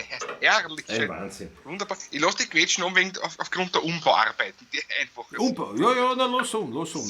Na super, ja. Ein echter Hit, sagt der Zonkofer. Weltlied schon. Ja, es ist wirklich eine gelungene Nummer, ja. Ja, gelungen. Na, Thomas Weikenmeier sagt das richtig. Wir haben gemeinsam inskribiert, studiert haben wir weniger. Na, Thomas, das stimmt nicht. Wir haben gemeinsam inskribiert, aber wir haben gar nicht studiert. Also ich kann mich nicht erinnern, wie mir das ich war auf der Mensa. Und da habe ich dann den Dr. Menz verliehen bekommen. Den hast du gekriegt nach dem 100. Gespritzten, also vor Vorlesungsbeginn. Und den da habe ich gekriegt. Am Juridikum, ich habe viel studiert. Und dann der Ja, kann mich erinnern, ja. Auf der BOKU warst du auch einmal, ja? Ja, ich war auf der BOKU, ich habe Forstwirtschaft studiert, gleich als erstes. Aber, Naja, studiert, wolltest. ja. Naja, da habe ich ja noch, da war ich noch frisch von der Matura, aber ich habe ja Allergie Da auf haben wir uns Gräser und Pollen. kennengelernt zu der Zeit. Na, die 16 haben wir gegründet. Mein Inskriptionsjahr war 1994, ne? Weil da habe ich maturiert und habe nachher inskribiert. Und 1994 haben wir unseren ersten Auftritt gehabt. Ja, so ist das. Nein, schaut euch an. Wie die alten Männer können wir uns unterhalten. Ui, der Roman Buchter, das Moped-Lied. Ja, das können wir zu zweit. Zu zweit nicht spielen, wirklich, weil das der Klause interpretiert und ich höre einen Klause ja nicht. Ja. Und Solo spielen will ich jetzt auch nicht. Was es ist. Solo spielen ist auch blöd. Das kann man mit ein, zwei Liedern, aber weiß nicht. Ja, Das mach war- so, Klaus. Oh ja, warum nicht? Ich hab noch Gebiete. Mir fällt da kein Star aus der Krone. Hast du Du komm? hast ja gar nicht der Glotzen. Was soll der Star rausfallen? Der Nierenstar vielleicht. Da Nierenstar. Dann irgendein, ja, Unitourist, sagt der Zocker. Zocker, was glaubst du, was ich für ein Unitourist war? Bist du gescheit? Ich habe dann nur deswegen wie heißt es dann? Nicht mehr exmatrikuliert habe ich da gar nicht, sondern nur halt nicht mehr inskribiert, habe ich dann nur mehr, wie die Studiengebühren dann gekommen sind. Wenn ich dachte, naja, Geld zahlen auch noch dafür tue ich nicht, wenn ich nichts mache. Ja, aber sicher nicht. Ja. Dann war ich Musikwissenschaft habe ich dann noch studiert. Also angeschaut, das war nicht, hat mir nicht so taugt. Ja, Harry Schneller, ein echter 75er, bester Jahrgang. So schaut's aus. Ja, Patrick ist ein 77er, 2 Jahre jünger. Ja. Sieht man mir auch an. Ja, du hast halt noch nicht so viel von der Welt gesehen. Wie der Harry Schneller. Das wird schon so. Kommen. Ja. Die Wildcat ist auch da. Wildcat, grüß dich Gott, servus. Heute sind wir wirklich live, ja. Wildcat. Ja. Der Onkel Ramirez hat auch auf der Boko transpiriert, ja, das glaube ich. Aber du hast jetzt zumindest, du arbeitest zumindest in einem Bereich, der zur Boko passt, ne? Aber ja, wir wollen die Lisi sehen, sagt die Susanne. Ja, die glaube ich kommt nicht, oder Patrick? Die kommt nicht für die Nein, Kamera. die wird nicht kommen, ja. Kommt immer nur die Hand. Die kommt immer. Ich möchte mal schauen, ob wir es schaffen im Laufe des Livestreams, dass irgendwann einmal die Hand von der Lisi auch wieder ins Bild kommt, aber um dir eine Ohrfeige zu verpassen. Nein. Das wird nicht passieren. No? Sag das nicht. Wobei, weiß ich, die hört ein komisches Rumor. Schaut die mit bei der Sendung? Oder was? Also ich kann es noch gar nicht gesehen haben. Und man weiß nicht, wie lange die Quarantäne dauert. Das wird schon die Wahrheit schon Die Quarantäne geht noch länger dauern. Der Rudi Korb ist Studienabbrecher, heute sagt noch Bachelor dazu. Ja, das war bei mir auch so. Ja. Meine Mutter sagt, mit 40 warst du fertig. Meine Mama ist da. Servus. Mama, du, stimmt das, mit 40 habe ich fertig studiert? Das muss ja dann schon 5 Jahre her sein. Ja, das ist auf jeden Fall 5 Jahre sicher. Ja. Ja, das kann schon sein. Ja, das ist eine super Geschichte, muss ich euch erzählen. Warte, wir haben ja gehabt, 1900, da ist kein Blödsinn dazu. 1996, ne? war 1000 Jahre Österreich. Ja, 96, 996, 1996, richtig. Genau. So, Mich fragen bitte. Ja. Daniela Schlögl hat auch hier ein Beweisfoto, dass sie uns schaut. Was ist da? Perfekte Unterhaltung, yes. Vielen lieben Dank für eure Musik. Danke dir. Da schau, auch die Daniela Schlögl schaut uns natürlich auch mit einem Achtel. Na, das übrigens, Daniela Schlögl kann aussehen, das ist schon am Postweg zu dir, das Päckchen, gell? Hab's schon auf die Post getragen. Genau, du hast gesagt, warte mal. Ist schon unterwegs. Kann ich ein T-Shirt und eine CD, das Wurzelwerk. Ich habe schon bereits alles schon unterwegs. Patrick, ich habe schon eingeblendet. Weil ich halt, ist ein Wahnsinn. Ich habe eingeblendet, also nach wie vor gilt natürlich CDs, T-Shirts, alles was wir haben, kriegt ihr ohne Versandkosten. Ja, also das schickt mir euch zu. Aber unter dieser eingeblendeten E-Mail-Adresse müsst ihr das bestellen. booking@16erbuben.at. Kommt zu mir alles. Kommt alles zum Patrick. Also vertrauensvoll. Geht nicht in ein Büro oder in ein Callcenter oder sowas. Oder hier, oh ja, da, Sie schaut mir wie ausschaut. Das kann ich doch. Ja, ist es so, ja. Ja, aber auf jeden Fall die Geschichte war die. 1996 war 1000 Jahre Österreich und wir haben in Neunkirchen, wo ich ja herkomme, wo meine Eltern daheim sind, meine Brüder und alles, da gibt es einen wieder leibenden Juwelier und Uhrenimporteur, aber der hat ganz ist eine große Nummer für so Weltuhren halt, nicht? Also Maurice Lacroix unter anderem. Und der hat mit Lacroix gemacht so eine Sonderedition, 1000 Stück, oder 999, das weiß ich nicht mehr, 1000 Stück von einer Uhr, Lacroix, mit 1000 Jahre Österreich. Wirklich eine schöne Uhr. Und das hat meine Mama gekauft. Ich kann mich noch erinnern. Die hat es gekauft und hat sich gedacht, das ist doch ein Geschenk für den Burm, wenn er fertig studiert. Und zu meinem 26. Geburtstag hat sie die Uhr geschenkt und hat gesagt, vergiss das mit dem Studium. Wer weiß, was du fertig wirst, da hast du die Uhr, alles Gute. Also zum 26. Geburtstag habe ich eine Lacroix bekommen. Das war so. Warte, ich habe schon wieder Fritz Stadtguss im Doppelpark. Na schau, der Fritz schaut's doppelt. Der schaut's doppelt. Das ist gescheit. Jetzt ganz ehrliche Frage, Fritz, schergelst du? Oder ist das jetzt nur so, weil es halt leibend ist? Ich verstehe, dort schaust und da machst du die Kommentare, richtig? Weil so Ich vermute, dass er das so machen wird. Ne? So mache ich es beim Zonkos Welt TV auch immer. So mache ich das auch immer. Da habe ich in Fernseher, warum habe ich den Fernseher erinnern? Zonko, hoch zu. Das ist wichtig. Warum habe ich in Fernseher erinnern? Weil mein Mundgelein mittlerweile mitschauen will. Ne? Die schaut sich das auch an. Am Anfang hat sie gesagt, nein, diese Motorradl-Geschichten kannst du selber ausschauen. Jetzt schaut sie sich schon. Jetzt zeigt schon auf die Uhr. Nicht? Gestern hat sie geschimpft. Was ist mit dir? Was ist mit dir? Zonko geht los und wir waren mitten in diesen Vorbereitungen. Ich so, das geht halt nicht. Ja. Patrick, der Kohlboy. Ja, Ferchi. Genau. Muss meine Hosenträger schauen aus wie Steigbügel? Echt? Ich weiß nicht, wie Steigbügel ausschauen. Also unten befestigt. Also ja. Das da. Die Spreizeln. Ja. Spreizeln. Richtig, sagt der Fritz. Nein, das habe ich durchschaut. Na gut, Patrick, spielen wir was. Nein, wir spielen was gemeinsam. Spielen wir gemeinsam was. Wer war das vorher? Ich glaube, der Roman, gell? War das mit Moped Star. Machen wir gern wieder, aber jetzt, wenn wir beieinander sitzen, machen wir was wir zu zweit spielen. Ich mache vielleicht eine Ausnahme, eventuell da mit der Mandolin. Vielleicht. Aber nur vielleicht. Ja. Das freut mich aber sehr, sagt der Zonko. Das ist für mich Schatzl. Ich glaube, sie schaut irgendwo zu im Haushalt, also oben, wo sie den Kellerschlüssel verwahrt, dass ich wieder raus darf. Ja. Nein, es ist der wirklich Schlüssel so. des Verlieses. Du, das war so. Also für die Leute, Zonkos Welt TV, das ist eigentlich der Ursprung ist eigentlich das Thema Motorrad.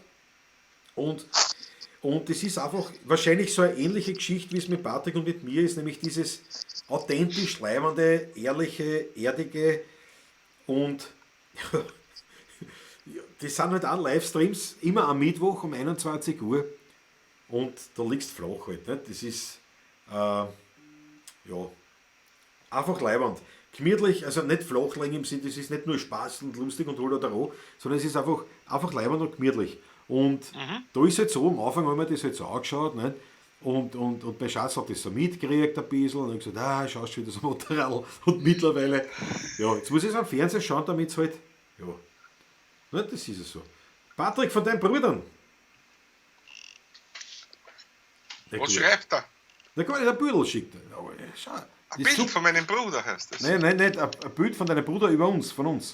Über uns, ja, der schaut uns fleißig geschaut, auch die Verwandtschaft schaut. Sehr gut. Das schauen sicher meine Eltern an. Ich grüße Mama und Papa, so wie sie es gehört. Weißt du? Schauen deine Eltern zu, oder was? Ja, ziemlich sicher.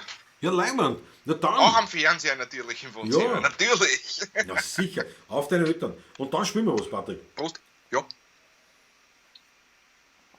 Auf Namschi Babschi. Das muss schon sein.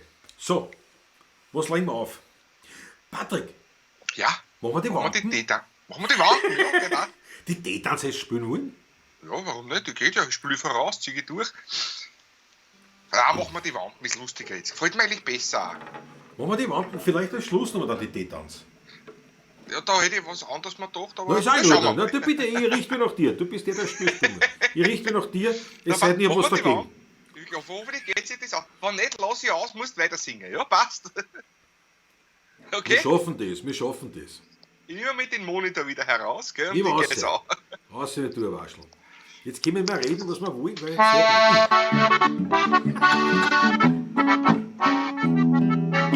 Wenn die Leute grinsig gesoffen sind, da tanzt die renommieren.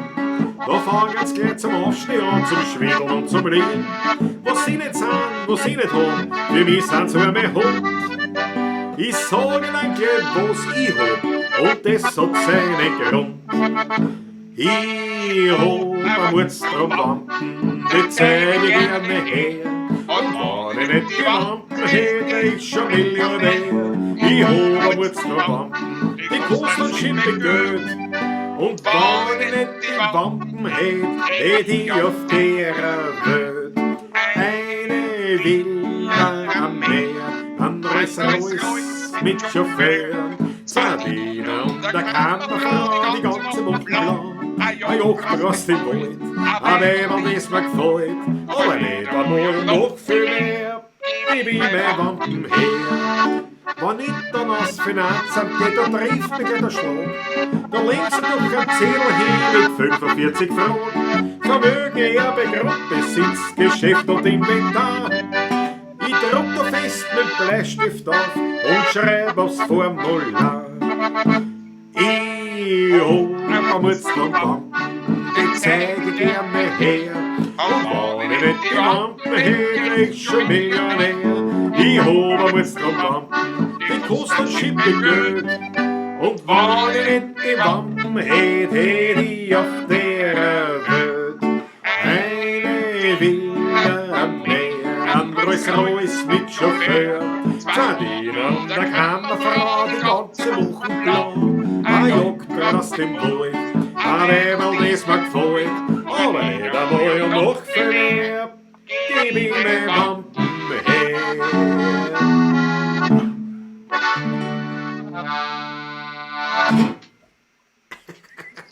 Ausgezeichnet. Ausgezeichnet. Da schön. Right Hand und Travel Gentle ist auch dabei. Jawohl. Sehr gut, sehr gut.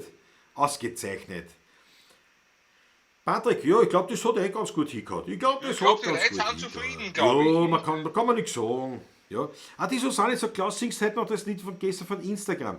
Das war die Dudel. Patrick, ich glaube, die bringen wir zusammen, gell? Dann die Die Dudel? Ja. Ich glaube Das so. müsste gehen. Eine Strophen in Refrain, das geht schon. Ja. Ja, du musst halt an mich wieder. Also, du Ja, darfst ja. nicht wirklich. Sonst lerne ich mich an dir, aber ich zieh's durch einfach. Na klar, ja, sicher, sicher. Aber jetzt lass uns Nein, einmal was trinken. Jetzt lass uns einmal was trinken. Ja. Aha, der Klaus Z. Ja, wahrscheinlich. Klaus Z. Der Herr Philharmoniker sagt, warum spielst du D-Wang-Tanz in C-Dur nimmer? Ja? Also die können eigentlich halt die Kinder. Naja, die sind schwierig. Ja. Die sind da live jetzt da so blöd spielen. Weil da muss mich der Klaus schon hören ein bisschen. Ja, ich höre die Idee, aber ich kann's nicht mehr. Ich glaube, ich muss halt was vorher anschauen. Ja? Ja. Du kannst das sicher. Ah ja. Du, pass auf. So, aber die Dudel bringen wir zusammen. Susanne, Punkt, das bringen wir zusammen. Das haben wir. Das haben wir. So, der Reit Hard und Travel Gentle. So, der 15 Uhr hier. Zeit, ein Blech aufzureißen. Prost und liebe Grüße aus Vicuña. Ein Chile, der Schneid. Das gefällt mir. Wir haben vorher kommuniziert. Jawohl. Kurz der Schneid und ich. Und das war gleibend. Und da hat er dann gesagt, wir sehen uns dann in 2 Stunden. Und da habe ich ihm dann zurückgeschrieben, naja, aber da hat er es, glaube ich, verwechselt mit Zonko mit 21 Uhr und bei uns 19 Uhr. Also, Schneid, eine Stunde, glaube ich, bis spät. Es sei denn, du hast von Haus aus vorgehabt, dass erst jetzt bist. Wir haben schon eine Stunde. Wir haben schon eine Stunde. Wir gehen schon ins Finale, sozusagen, die Schlusskurven. Also, Ja, ja, Patrick, jetzt tu nicht die Leute ja, naja, auf jeden Fall freue ich mich, dass du da bist. Also, weil ich das jetzt eingeblendet habe, bitte unseren Kanal abonnieren. Wer es nicht gemacht hat, das war total leibend. Wir brauchen 1000 Leute, 1000 Abonnenten, dass man das Ding monetarisieren kann. Also sprich, angeblich ein bisschen Geld verdienen kann. Was und wie, keine Ahnung. wissen wir noch nicht. Jedenfalls, das fehlen uns jetzt noch knapp bei 400. Es ist sehr Wahnsinn, wie das aufgeschossen ist. Also wer uns noch nicht abonniert hat, ich hätte es uns wirklich einen großen Danke. Gefallen, wenn es das machen. Ah, war die Lisi da? Ja, Was hast du gekriegt? Ein Kaffee? Was hast du gekriegt? Ein Kaffee, ein Glasl Wasser oder was hast du gekriegt? Sag's. ein Stibitzer. Also der dritte Stibitzer. Ein Wahnsinn. Ja. Das sind ja nur Seideln. Ja, das ist ja nichts. Na, auf jeden Fall, ja, das ist bitte abonnieren, das war leibend, Daumen hoch, wisst ihr, die ganzen Geschichten sind, und weitersagen bitte, teilen irgendwie, den anderen mitteilen, dass es uns gibt, damit das uns eigentlich die größte Unterstützung anbieten. Und wie gesagt, wer unseren Obolus in unser Körbchen schmeißen möchte, der sei verwiesen auf die Informationen unter dem Video, also diese Videobeschreibung, weil da gibt es eben die Möglichkeit dazu. Danke herzlich dazu und das ist mir jetzt deswegen auch eingefallen, weil wenn schon beim Abonnieren seid, dann da in Reit Hard und Travel Gentle abonnieren, weil der Schneidwutz, der zirkt herum in Motorradl, gerade in Südamerika, wo es genauso wie bei uns ist, nämlich eine Arschsituation, alle Grenzen dicht und so weiter und so fort, aber er steht es Er steht das durch. Er steht das durch und ist jetzt gerade als Musiklehrer, oder sich gerade da festgefahren ein wenig, damit er... Als Gitarrenlehrer, glaube ich. Gitarrenlehrer, ja. Dass er ein bisschen verschnaufen kann. Dort nicht, und nicht gleich rausgehauen wird. Und dann geht's weiter. Und ja, und das hält er fest auf YouTube, auf seinem Kanal Ride Hard and Travel Channel. Daher dichte, wirklich innige Empfehlung, dass dort Alle Achteln kommen schon von ihm. Super. Großartig. Toni Andros, Daumen nach oben, das gefällt mir auch, danke dir. Aha, der Onkel Ramirez trägt einen Welschriesling aus dem Burgenland. Ja. Ja. Sehr leibend. Die Graseltanz, sagt der Tommy und mein Bruder hört. Und ja, da kann man was verbinden gleich, oder? Ja. Da kann man die Gerda gleich, die Mama auch. Ja, mit der Mandolin meinst du, oder? Ja, na sicher. Aber zuerst ein Reim vom Roman Buchter. Der Patrick und der Klaus, die sitzen jetzt zu Hause, trinken ein gutes Tröpferl, das macht den Klaus ein rotes Köpferl. Eine tolle Stimmung und ein Flascherl soll euch bringen das Geld ins Taschel. Roman Buchter, ein Wahnsinn. Herrlich. Wahnsinn, ein Poet, also schön. Da muss ich einen Schluck, einen Stibitzer trinken wieder. Zum Prost. Ja. Obolus entrichtet, sagt der Onkel Ramirez. Ich hoffe, ich habe alles richtig gemacht, meine Herren. Bestimmt. Bestimmt, weil es geht ja schon mal grundsätzlich um einen Willen. Um den Willen, da schau her. Auch mein Bruderherz schaut am Tablet. Mein Bruderherz schaut am Tablet. Hat mir auch gerade Jawohl, Foto geschickt. Siehst du, das ist schon ein Stück weiter wie der Zonko, der das jetzt ausdrucken tät.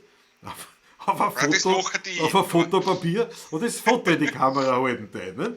Ich hingegen bin da, meine Kids auch runterlassen. Das ist natürlich... Na gut, also das heißt, ich muss zur Mandoline greifen, Patrick. Ich habe auch die Setliste für heute noch auf einem Zettel hier, nicht, was wir spielen können. Ich bin ja auch noch so altmodisch manchmal. Patrick, wir sind ja aus einem Alter, wo man ja noch tatsächlich mit der Hand schreiben können. Ne? Schreiben kann, ja. Ich schreibe heute noch viel. Tagebuch, alles schreibe mit der Hand. Ich hab die Mandoline nicht gestimmt, aber wird schon hier haben. Ne? Patrick, ich reise an, ja? Es wird mir ein Vergnügen sein, dir zuzuhören. Herrlich. Naja. Schauen wir mal, ob es ein Vergnügen wird. Aber ich schalte gar nicht, nein, du bist dabei. Nein, schalt mich weg jetzt einmal einfach. Soll ich wegschalten? Wieso? Du bist der Star, du musst jetzt alleine... Was machst du jetzt da? Nein, gar nicht. Ja. Der Harry Stellerfonte, Klaus, jetzt zeig uns mal den Bäckerl. Was ist denn das? Naja, das ist ein Thema für ein anderes Ding. Das sind 5 Sendungen. Ja, für ein Bäckerl. Du, Patrick, na gut, dann schalte ich dich. Naja, wieso? Du bleibst und schaust zu. Nein, du bleibst und schaust zu. Ich genieße es. Ja, da können die Leute dir zuschauen beim Genießen. Jawohl, Klaus, sehr fortschrittlich. Fritz Status, jawohl, Klaus, sehr fortschrittlich. Was hast du gemeint? Achso, das mit Handy, ja. Graseltanz, laut sagt die Brigitte Scheurauch. Na gut, also die Graseltanz, der Räuberhauptmann Grasel war ein Räuberhauptmann im Waldviertel.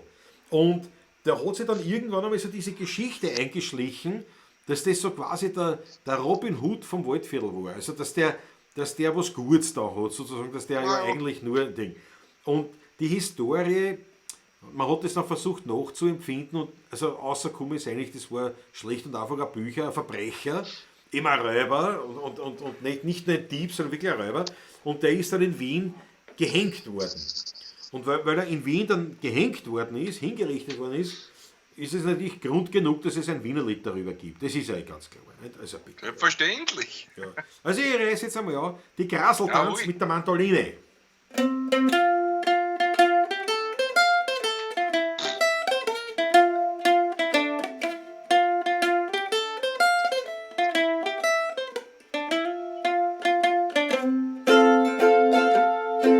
Ich muss da ein bisschen leiser dran, da. Warte, ich muss ein bisschen leiser dran. Und gleich haben wir es. Aber ich trau mich nicht, sitzen Bremer drinnen. Sag gut, schwarze Männer, das Leid umbringen. Die hab ich einen Reckfrieser, mit Kuh in Ruhe geschmiert, ja.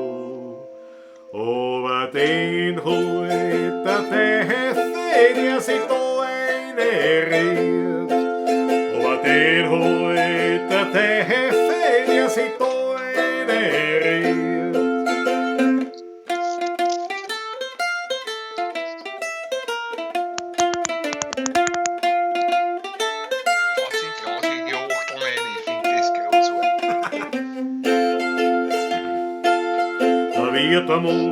sein Köhler muss einer wieder verholen.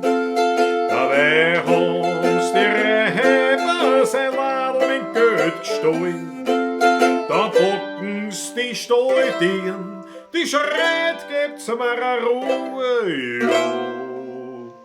Aber Treiber, die lachen und packen fest zu. Aber Treiber, die lachen und packen fest zu. Hey! Jawohl, die Achteln kommen rein, das ist Leihwand. Ich spiel noch eins, ja? Aber ich hab gespielt. Ich spiele eine Strophe, spiele noch, ja? Ist das in Ordnung? Auf einmal geht die Tier rauf, kommt der Grasl rein. Der schreit, ist verloren, holt's nur ja grad auf mich. Lass geschwind die Tier los, geb's dem Wirten sein Geld, ja. Weil wir holen uns von reichen Leid alles, was uns noch fehlt. Weil wir holen uns von reichen Leid alles, was uns noch fehlt. Hey!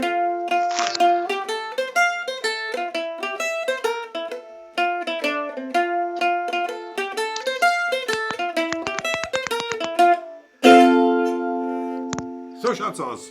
Applaus, Applaus, Applaus. Ja, hervorragend. Ja, Wahnsinn. Spitze. Ein Wahnsinn. Spitzenmäßig. Spitze. Wahnsinn. Ja, danke. Jawohl, sowas auch noch dabei. Ja, Wahnsinn. Ja, ich meine, ich hab jetzt auch die Zeit. Da schauen wir das ein bisschen an mit der Mandoline und tue halt ein bisschen herumprobieren, so wie mit der Gitarre halt. Ne?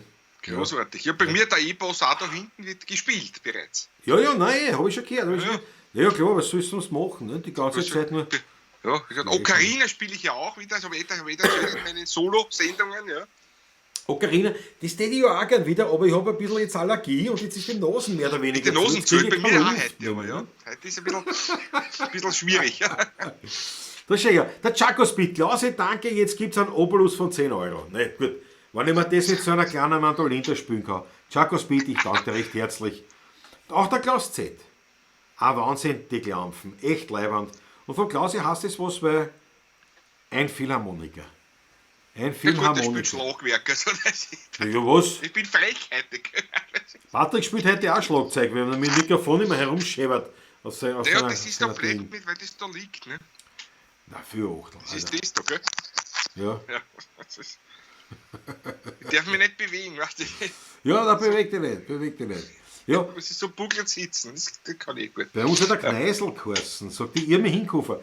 Der Kneisel, ja, das sagt, ja, genau. Nein, war im Waldviertel, das war der Räuberhauptmann Grasl, ja. Das gibt es heute noch, die Graselwirte dort irgendwo in der Gegend. Ja. Wenn wir schauen, im Juli ist ja normal immer das Schrammelklang-Festival in Litschau, in der nördlichsten Stadt Österreichs. Mal schauen, ob das wird sich nicht ausgehen. Ich glaube, Juli wird sie nicht. Ich fürchte, es wird sich nicht ausgehen. Ich fürchte auch, ja.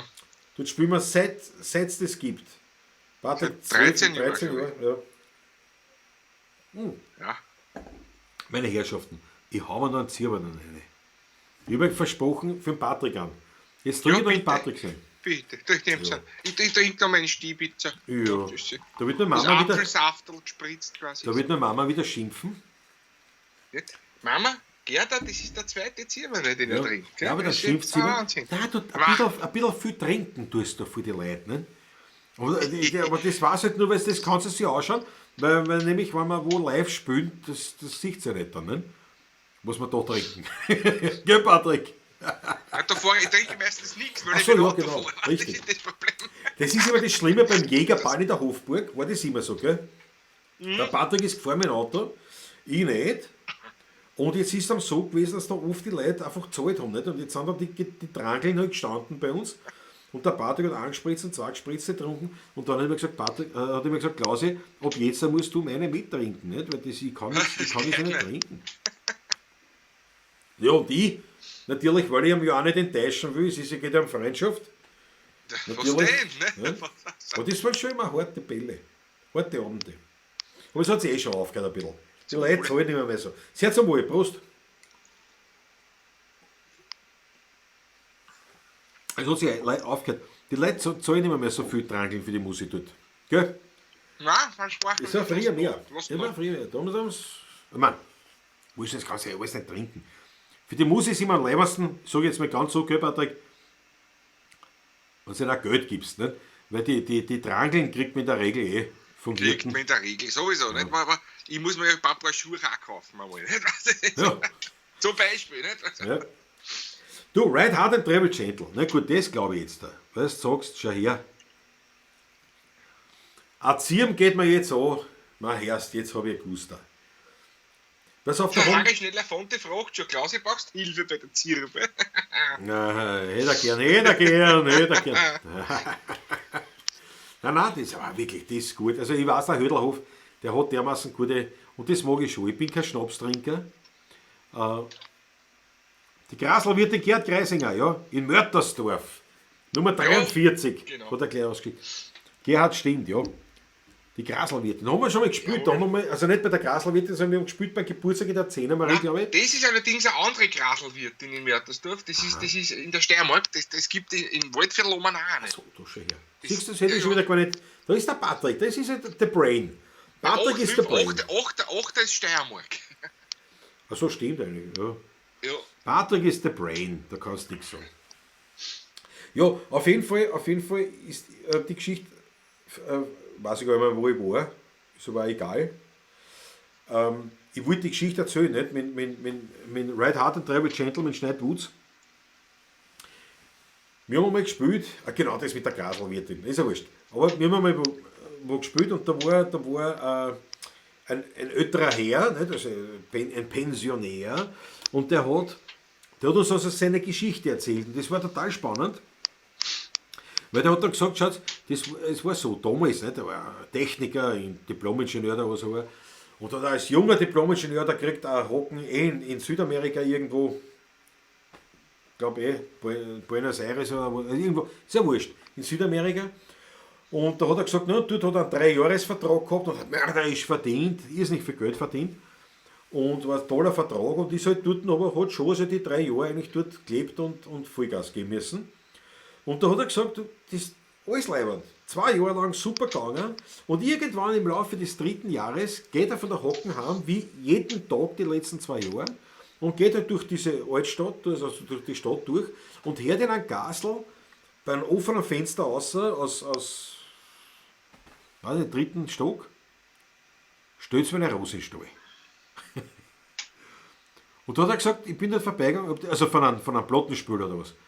Und sagt, ich hab das gehört, sagt er, ich bin heimgegangen, hab gepackt, bin heimgeflogen. Ich bin Vertrag sein lassen. Das war so, gell, Patrick, der hat gewarnt. Eine großartige Geschichte. Der hat gesagt, Der hat noch immer gewarnt, weißt du fast. Also das der war, hat gesagt, 2 Jahre lang war nichts.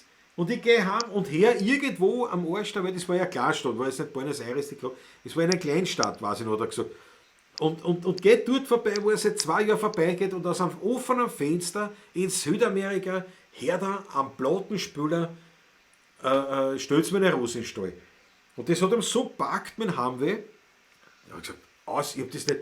Der ist heim, hat gepackt und ist heimgeflogen. Nach Wien. Also das sind also die Geschichten mit den Weitreisenden. Ja. Der Gerhard Greisinger hat schon ausgebessert. Das 35,80 ist es. Ja, das stimmt, das ist im Das Waldviertel. stimmt, na, Gott sei Dank. Also der Brain 1 und der Brain 2, muss ich Jaco sagen. spielt ja in Hirschbach, Waldviertel eigentlich auch. Ja, natürlich, wir spielen überall. Wir spielen überall. Wo man uns engagiert und wenn wir dort auch hin dürfen, von der Regierung her. Dann etwas schwierig. Jetzt können wir euch einen Stream schicken. Sonst gar nichts. Es ist ein Wahnsinn. Aber bitte, ich war heute schon auf der Tankstelle mit meinem Mundschutz, mit einem selbst gebauten, aus Wirklich? so einem Motorradfahrertierchen an Roden. Also, die haben sich gefurchten auf der Tankstelle. Wirklich, wahr? Weißt du, wie ich eine bin? Da hast du den Mundschutz auf da. Ja, da war so alles unter der Buddel verschwunden. Ja, also. Was weiß man? Dem ist ein Plexiglasscheiben tut da und ein Tisch vor der Kasse, 1 Meter Braten, dass man gar nicht, so das Geld umschießen jetzt. Ja, aber es ist gut so, ja. Wenn das dafür alles schnell vorbeigeht, ist mir das recht. Patrick, da magst du echt was mit. Ja.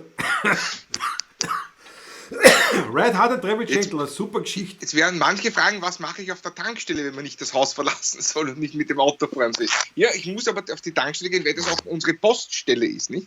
Und ich hatte ja ein T-Shirt und eine CD zu verschicken. Daniela Schlegel ist schuld, glaube ich, soweit ich weiß, richtig? Ja, genau, so Stimmt ist das, es. Schau. Natürlich. Wegen dir, Daniela, wegen dir hat der arme Mensch auf die Tankstelle müssen. Wegen dir hat jetzt das halbe der Weihviertel eine Angst vor dem Patrick. Ja, furchtbar. Ja.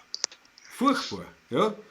Nein, aber der Reit hat jetzt schon, mal schauen, was bei mir soweit ist. Nein, Reit hat, das geht sich schon aus.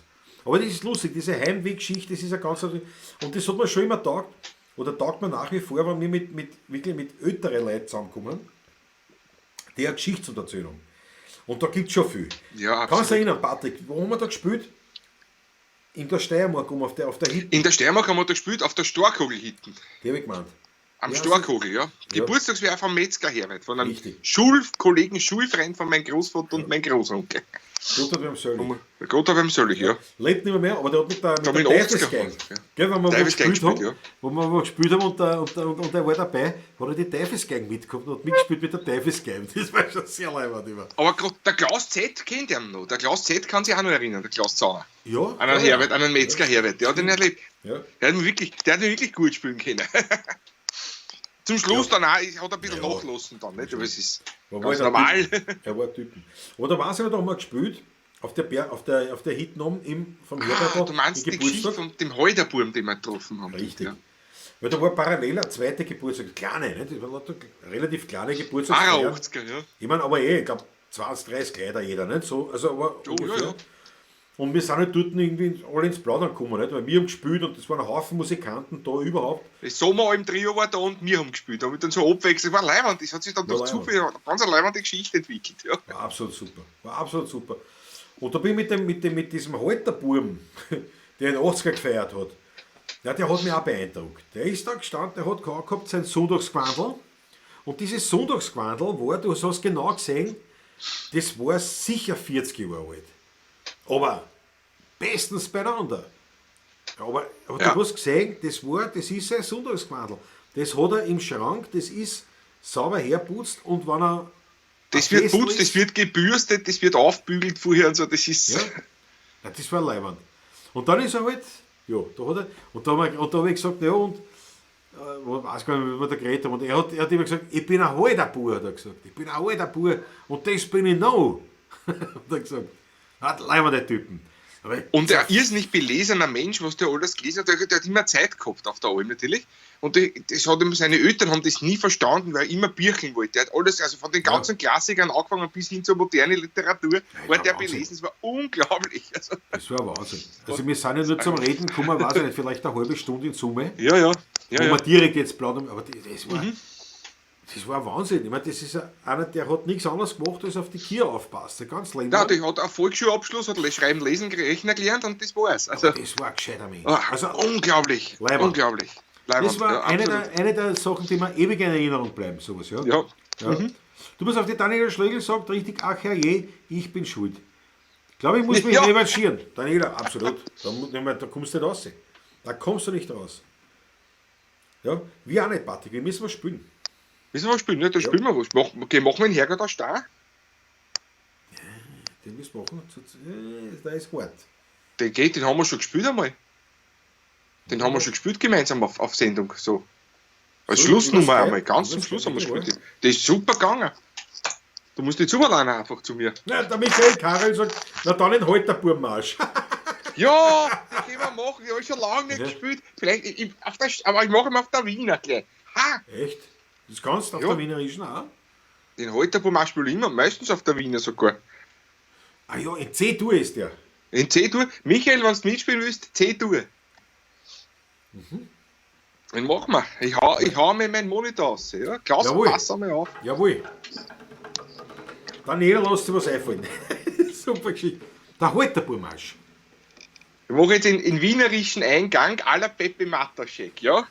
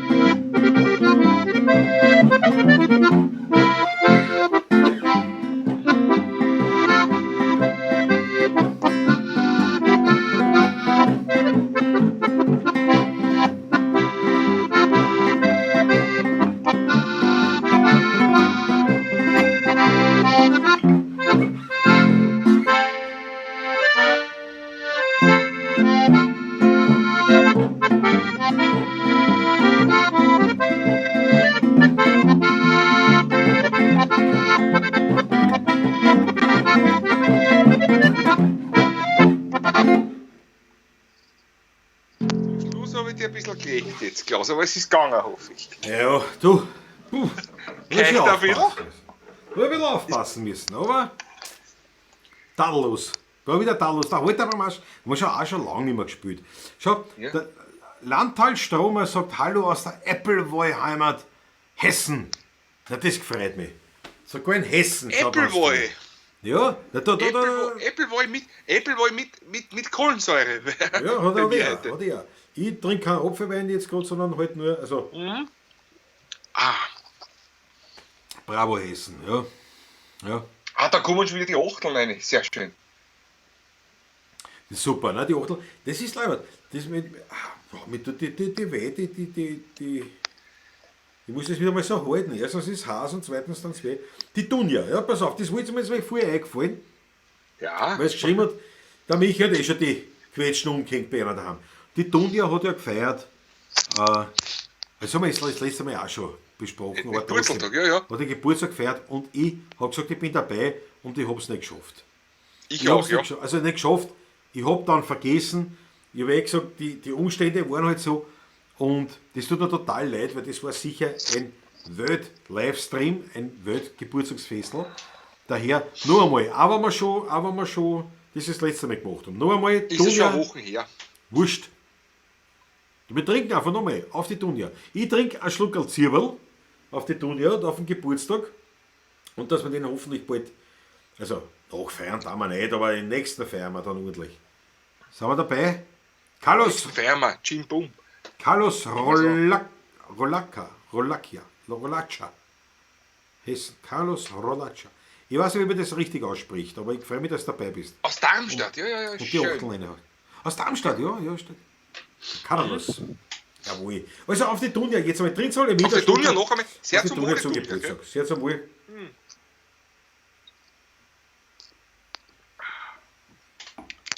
Ehrlich.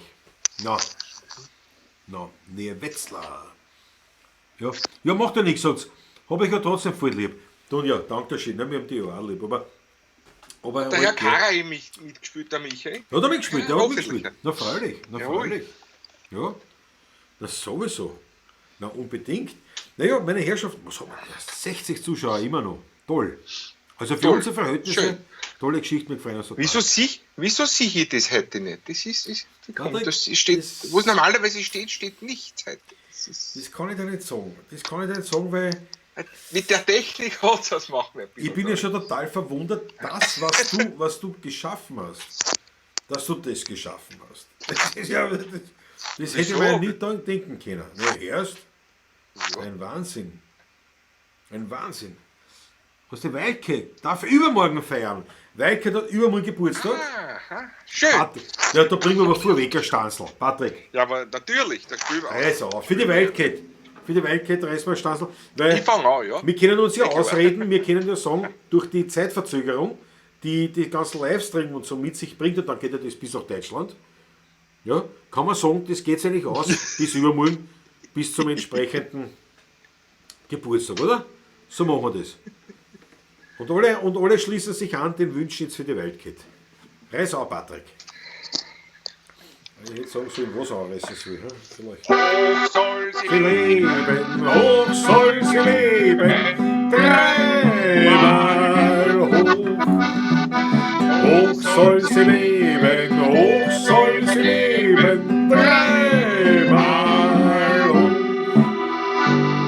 Zum Geburtstag viel Glück, zum Geburtstag viel Glück, zum Geburtstag, liebe Wildcat, zum Geburtstag viel Glück. Kinder soll sie kriegen. Das weiß ich nicht. Los auslösen, wir wissen. Alles Gute, Wildcat, zum Geburtstag. Alles Gute zum Geburtstag, bitte. Ich weiß, man gratuliert nicht im Vorfeld, aber ja, das geht ja, das ist sowieso. Schau, die Gratulantenschar, die bringt sich mit ein. Ja, Achteln, musikalische Noten, Geburtstagstorten fliegen da herein. Na, Wahnsinn. Ja. Happy Birthday. Ja, schön, ne? Das gefällt mir. Für die Wildcat, ja, das ist eine super Geschichte. Auch der Zonko schickt auch die Geburtstagstorten rein. Herrlich. Ja, das ist eine Geschichte. Das ist eine Geschichte. Franz Ruschka. Franz, mir gefällt das auch so. Einfach den Namen. Ruschka. Schöner Name. Ja, Ich finde das so leid. So wie der Benny, der ist halt gar nicht dabei, glaube ich. Gell? der Benny Rüdiner ist Rüdiner. da, ja. Der Benjamin Rüdiner, aber gleich gefolgt von Franz Ruschka. Mir gefällt das so, weil ich wollte immer so ein echter Wiener sein, vom Namen her, weißt, von der Herkunft und alles. Aber ich habe keine Vorfahren, weder in Böhmen, noch in Ungarn, noch in Polen, nirgendwo. Armer Mensch. Nein, bei mir alles.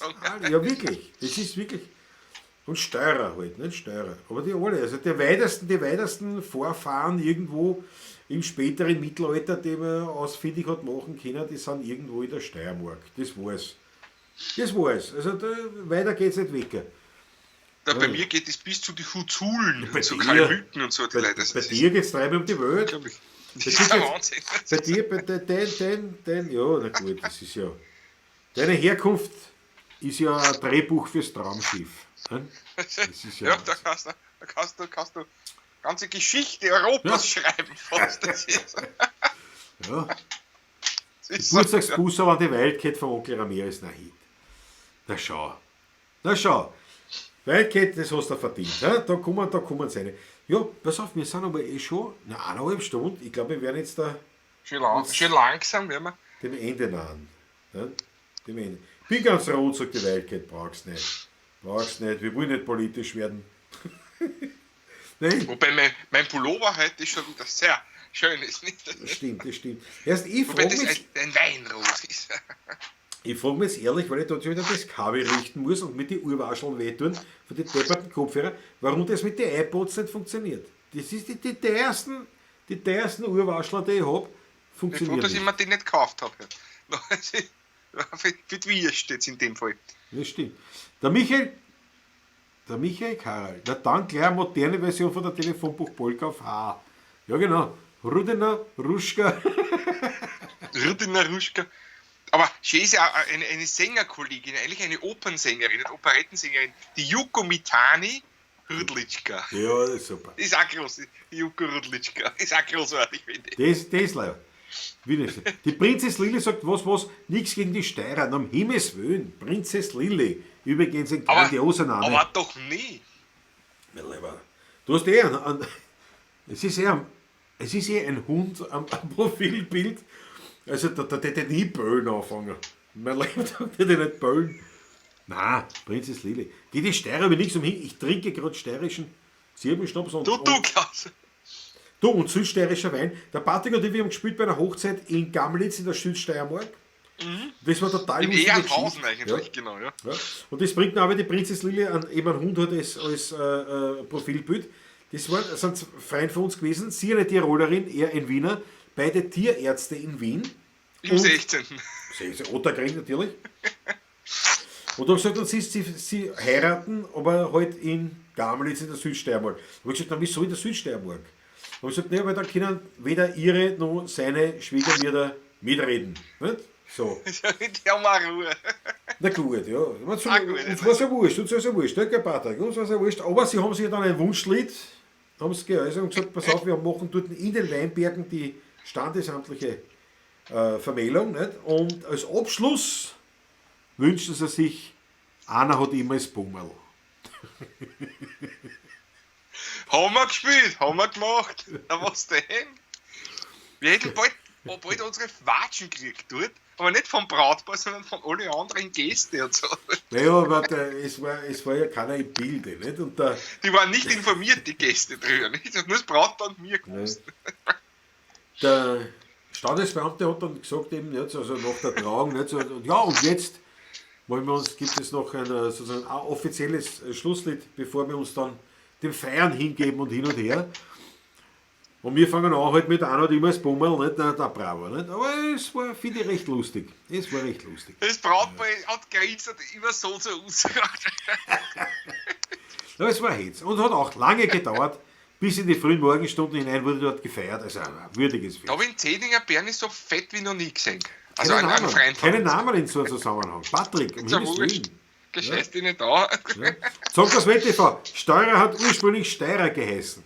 Nein, ich weiß nicht. Kann sein, aber natürlich. Ich vermute auch, ja. Ja, aber bei meinem Klick kommt es eher vom Steuereintreiber oder sowas. Aber ist ja wurscht. Aus der Steuereintreiber. Wie soll ich mich eintreiben? Ich muss schon eintreiben, wenn ich keine zahle. Achso, Jesus, nein. Ja. Gamlitz wird zweiter Heimat. Ja nichts, das ist das Problem. Das Herrl ist ein Steirer, sagt die Prinzess Lilly. Ja, na, herrlich. Du, Susanne Bum, ja, vollkommen richtig. Denkst du an das Lied? Na, habe ich vergessen. Gut, dass du mich erinnerst. Patrick, die Dudel. Ja, die Dudel. Ja, hätten wir vergessen. Die gehen wir auch. Ursprünglich hat das Lied ja Der Dudel geheißen. Der Dudel. Ja, der Dudel, nämlich... Vom Dudelsack kommen. Und der ist männlich. Der Dudelsack. Ne? Der Dudel. Und die Dudel ist dann, wenn man es vielleicht besser singen kann, dann so. Nein, in der zweiten Strophe war es dann die Dudel, nicht? Also die Blade, nicht? War dann die Dudel. Na. Nein, anders gesagt. Ja.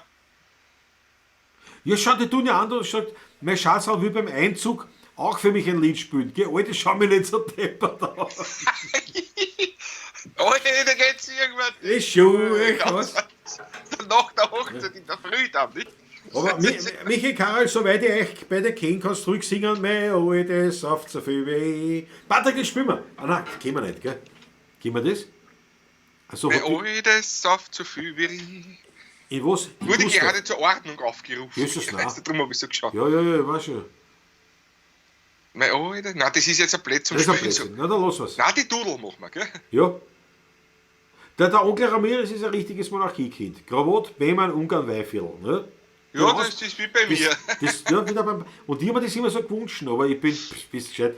Also ich glaube, weiß ich nicht, wie im Dritten Reich oder was ist ein Aria, wer ist das ein Aria-Nachweis? Wahrscheinlich, das ist, da sind sie bei uns wahrscheinlich ausgeflippt, weil das noch arischer ist nicht mehr gegangen. Wahrscheinlich. Nicht? Weil bis in die Steiermark zurück. Ich meine, blaue Augen habe ich. Ansonsten bin ich weder blond, noch schlank, noch sportlich. Aber ist ja wurscht. Ich bin ein kleiner blatter Brünetter mit blauen Augen. Das passt zum Aria. Das hat ich. Ja, aber ich meine echt, weil das haben sie ja zurückverfolgt, weiß ich nicht wie lange. Nix. Das ist, also immer Semmering, Wechselgebiet, Ja, und dann um die Steiermark ein bisschen. Das war's. Das ist ja fast eine Inzucht. Ja, Inzucht. Das ist ja wie bei den Habsburger fast erst. Ja, Patrick, schau mir an. 1,68. Was soll ich da sagen? Klein und blatt und Ding. Naja, das ist ja Wahnsinn. Die hohe Stirn, wenn ich mir anschaue, die habe ich auch. Naja, gut, du verwechselst das jetzt mit der Aristokratie. Das ist wieder was anderes. Da komme ich nicht her. Obwohl mein Vater... Wie der Professor Roland Hirtler gesagt hat, nein, ob das wie bei den Habsburgern, bei den Monarchisten, bei den Aristokraten, war es genauso wie in die Täler bei uns da in Steyr. Lauter Insichtler und lauter Trotteln. Roland Hirtler. Genau. Im Gespräch mit irgendeinem Habsburg nämlich. Also ob es der Georg war oder der Markus. Der Georg Habsburg sogar. Ich weiß nicht. Das war das ist großartig. Ja. Der hat halt drauf gesagt, ja, sehr interessant. Ein Beutegermane, sagt der Onkel Ramirez. Ja, na, das kann ja auch nicht sein, das gibt's ja nicht. Aber ich wollte immer so wie die Italiener sagen, ich bin auch so ein Mischmasch. Böhmen, Dreisen, Italien. Ja, verstehst du, ich bin gar nichts. Was heißt gar nichts? Sehr leibend. Aber ich wollte immer so als Wiener, ich wollte immer so das Slawische ein bisschen drin, aber nichts, gar nichts. Alles Deutsch. Ich bin Deutsch. Durch und durch. Na, wobei, wenn vielleicht aus der Steiermark, aus der Krein oder so nichts. Ja. Gar nichts, ne? Naja, vielleicht irgendwann vorher.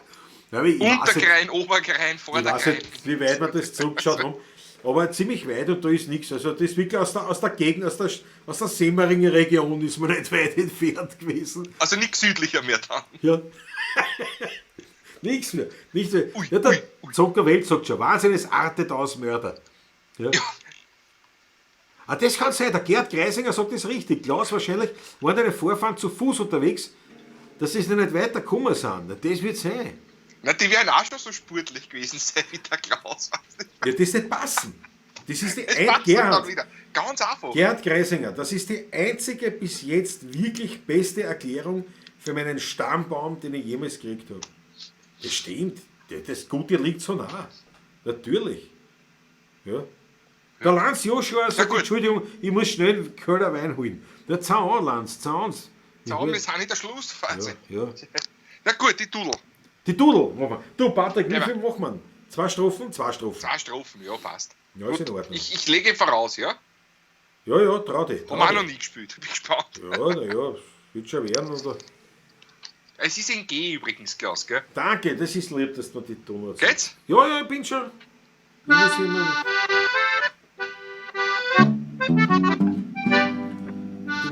Allein bei der Hochzeit, ja da geht's lustig zu, ja. Da wird gefressen, was bei uns hat und gesoffen mag nur. Musikanten schreien an Landler los sehen. Bei mir da vorm Laut kommt die Gestrampften so gern. Die Spüle, die nehmen die Geige in die Hand. Und ein Musikant schreit so laut, als er kann.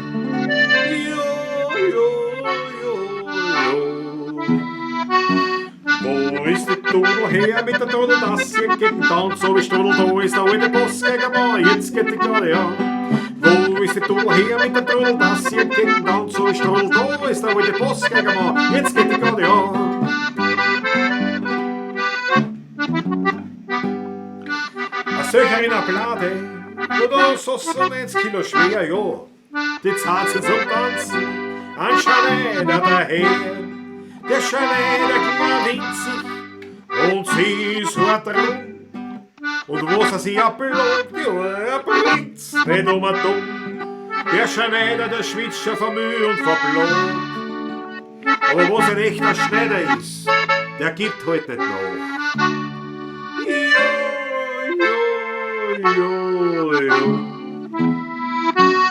Wo ist die Dudel her mit der Trudel? 4 sonst das wie eine kleine Gretterpudel. Oh, meine Zechen, oh, meine Knie, gehst du weg von mir. Wo ist die Dudel her mit der Trudel? 4 sonst das wie eine kleine Gretterpudel. Oh, meine Zechen, oh, meine Knie, gehst du weg von mir.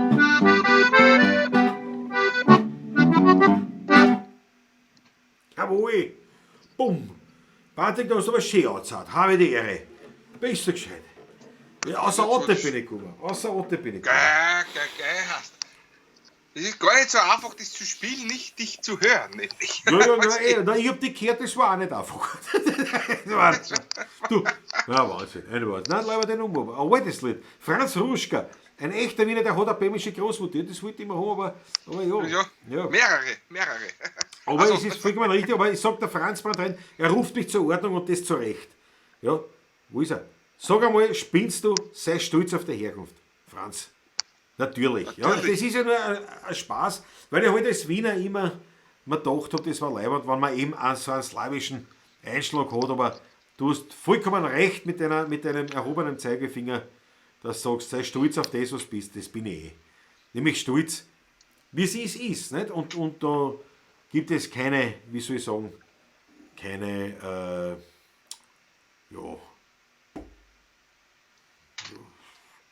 keine, wie sagt man da? Resante Maus? Ich wollte was Deutschsprachiges sagen. Du, da kommt ein blauer Ozean. Ein blau, was? Lanz. Das ist ja blaue Ozeane und Applaus. Und die Achteln. Ich sehe nur die Achteln. Ich weiß nicht, vielleicht gibt es mir. Lanz Joshua. Der Lanz Joshua hat alles reingehauen. Er winkt, schickt einen blauen Ozean und die Achteln. Du bist natürlich ein Wahnsinn. Also das ist ein Winken, ich glaube, das ist ein Applaus. Naja, Patrick, du mit deinen... Nur Handsinn mit so... Ich glaube, da klatscht mir. Aber schau, vom Zaunerklause kommt das. Willst du wissen, was über den Zaunerklause dazu auch noch? Wenn er noch da sitzt. Ja, klar. Nachher haben wir schon das letzte Mal was ja, eben, aber noch was. Aber noch was, weil er mir so angeht. Und die Chris war. Jetzt ist alles weg. Was ist weg? Warte, na, geht schon wieder, oder? Nein. Du machst mich fertig. Patrick, wegen dir kriege ich noch mehr ein Herzkasperl. Na, der Chat ist weg, aber ich weiß nicht. Na, wurscht ist. Die tun ja anders. Ich habe die Locken, die Nasen und mein Hirn von einem jüdischen Einschlag. Ja.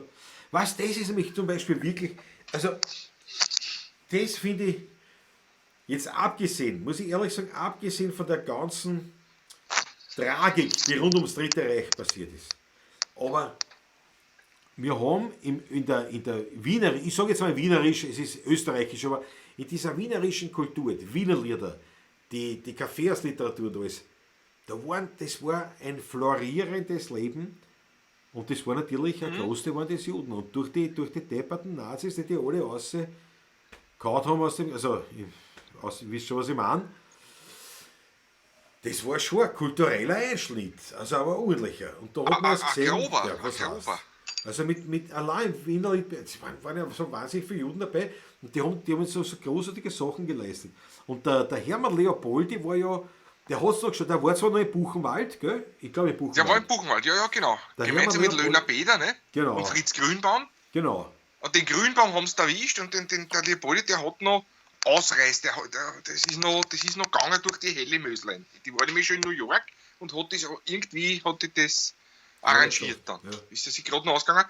Und für den Löhner Beder und für den Fritz Grünbaum ist es nicht mehr ausgegangen. Da war es schon spät. Das ist furchtbar. Ja, die haben es angetan. Und der Hermann Leopoldi, der hat ja geheißen, also Herschel Kohn, war immer ein voller Jude. Und der hat es noch rausgeschafft. Ja. Der hat es noch rausgeschafft, ist nach Amerika. Aber das Faszinierende am Hermann Leopoldi, ich meine, diejenigen, die jetzt mit Namen nichts anfangen können, der hat viele bekannte Lieder geschrieben. Schnucki, auch Schnucki, fuhr man nach Kentucky, das Riegelspiel, Schäßer Riegelspiel, ich bin ein stiller Zecher und so weiter. Ja. Und in einem kleinen Café in Hannover. Jawohl. There is a little café down the street. Und auf jeden Fall, der Hermann Leopoldi war aber der Erste von dieser Musikkabarett-Szene in Österreich, der wieder zurückkommen wollte. Und der war also drüben in Amerika und hat gesagt, wie die Nazis weg waren, sagt, er kommt wieder heim nach Wien, er hält es nicht mehr aus, er will heim nach Wien. Und da haben aber die Russen übernommen und da war er noch drüben in Amerika, hat ein Lied geschrieben, an der schönen roten Donau. Und da ist eine Textzeile drinnen, an der schönen roten Donau hängen wiederum die Geigen, was der Stalin sonst noch aufhängt, wird uns erst die Zukunft zeigen. Und das heißt, jetzt haben die Russen nicht so gern gehabt. Jetzt hat er noch ein bisschen warten müssen. Aber er war Schwierigkeiten. Aber Patrick, ich glaube, er war wirklich dann der Erste aus dieser Szene. Ja, da waren ein paar dabei bei dem ersten Rücktransport, wie der Farkas immer, da war der Farkas auch dabei bei dem ersten. Farkas, Leopoldi, die waren gleich als erstes. Also Fritz Heller war da und die waren gleich wieder da. Bronner und so haben wir sich ein bisschen Zeit lassen. Die waren ein bisschen angeriert mehr, aber wer kann es ihnen übel nehmen, nicht? Also, ich weiß nicht, wie angeriert ich war. Weißt du? Ja. Das ist... Ich meine zum Beispiel jetzt der Georg Kreisler, der hat das der war verbittert. Der hat das ja nie verwunden. Ja, der war verbittert halt, ja. Der hat das nie verwunden und eben jetzt im Unterschied. Nicht? Und der Bronner, ja gut, der hat das da irgendwie arrangiert, aber der Leopoldi war glühender Österreicher. So. Glühender, ja. Glühender Österreicher. Und ja, naja, das wollte ich nur erzählen und die Geschichte ist mir nicht eingefallen dazu. Was soll ich mal sagen? Es liegt jetzt im Bayerischen, aber ein bisschen einen anderen Text. Da Mr. Swoboda, oder was? Nein, ich glaube die Dudel. Ach so, das kann schon sein. Das kann sein. Ja, das ist oft so. Naja, aber gut, die 32 Groschen können wir jetzt auch nicht spielen, gell? Na, schwach. Weil die waren mir jetzt eingefallen zu dem Thema. Aber Patrick, wir machen Schluss. Aber mit machen wir Schluss, ja, das ist der Wahnsinn, das dauert schon ewig wieder. Mein Herr da da, oder? Ja, aber ich glaube, ich muss stimmen. Ich muss die Gitarre stimmen. Was wir zum Schluss heute machen? Machen wir das Bummel zum Schluss heute einmal. Wenn wir schon zuerst geredet haben. Muss ich auch stimmen. Wirklich, war schon verstimmt? Ja, das wahnsinnig verstimmt. Ich höre es eh nicht. Na, dann stimmen wir mal. Mach höre es. Wir hören da gern zu. Ich bin ja Stimmungsmusiker. So. Nein, das aber er hat eh nur ein paar Seiten, das ist nicht so schlimm. Ja, das sind eine Dreiviertelstunde, sind wir fertig. Stell dir vor, der spielt Hockbrett oder Zither oder Harfe oder so. Oder Klavier. Klavier war noch schlimmer. Was glaubst du, ist das Klavier gestimmt ist? Meine Herrschaft. 2 bis 4 Seiten pro Ton, je nachdem, wo. Das bist du Wahnsinn. Und das auf 88, das kann man sich ausrechnen. Ja.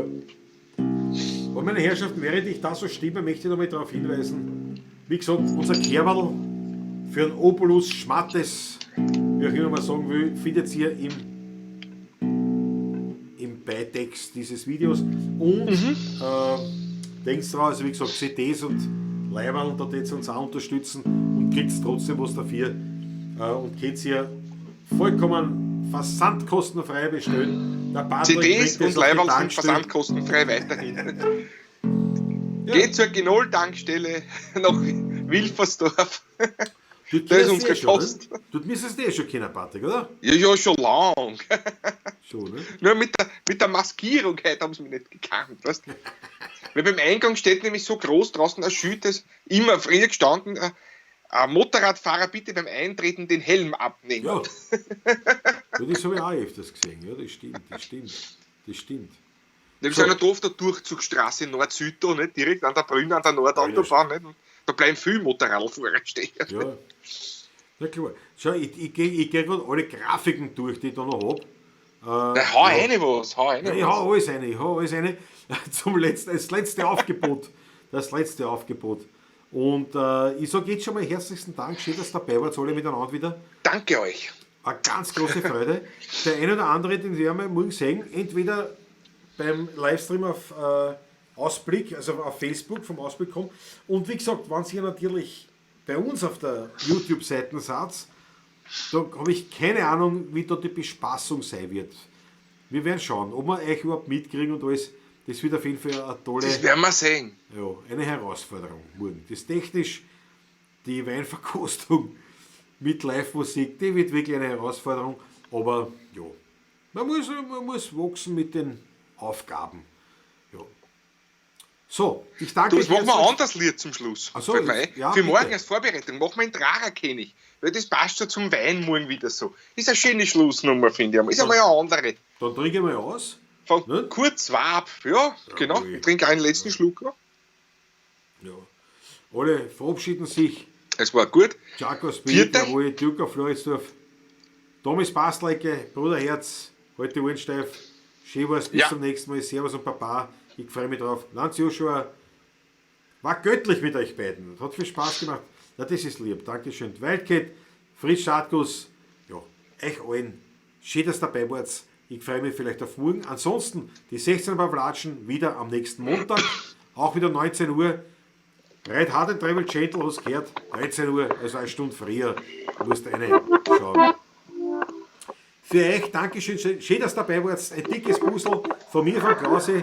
Der Patrick wird euch auch noch zuwinken und ich trinke einmal auf euch. Viert euch. Ich gebe mal meinen Monitor raus und fange einmal langsam zum Spielen an. Ja? Jawohl. Was haben wir gesagt, spielen wir? Wir machen das so in Trara-König, wir machen das und fangen aber mit einem Refrain an.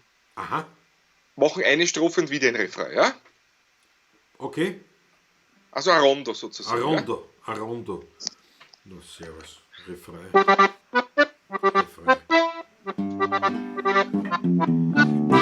Bin ich der König von den Trara. Ja, hallo, ganz.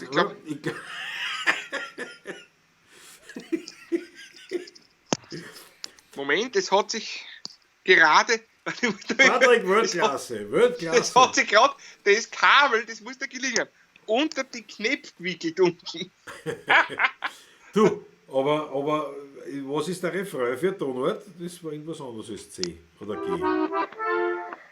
Wir fangen an mit der ersten Strophe. Sollen wir es immer spielen? Ist, glaube ich, gescheiter. Hm? Okay, passt. Ich bin sie müssen. Okay, ja, passt. Ja, ist gescheiter. Ich glaube, das wird so. Jawohl. Ich bin sie müssen mir doch kennen. Bin jetzt keiner jetzt, das war noch schöner. Ich hab alle die, da hat er hängt aus. Na, was denn? Warte ein bisschen. Hast du dich verspült? Nein, ich habe mich nicht verspült. Jetzt hat sich da wieder der Ton eingeschalten bei mir. Ach so, aha. Moment. Ja. Schalt sich selber ein, der Ton. Fühlt euch gut, Leon. Das ist einfach. Ja.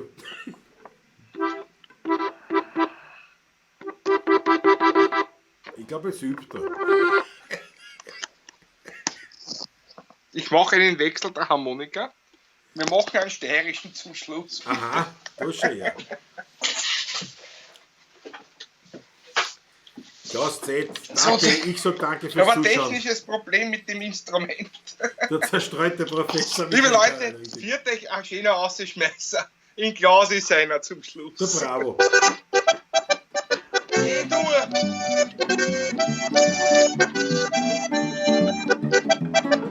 Hey!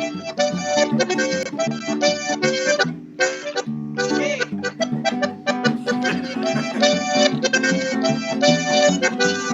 Jetzt hab ich's.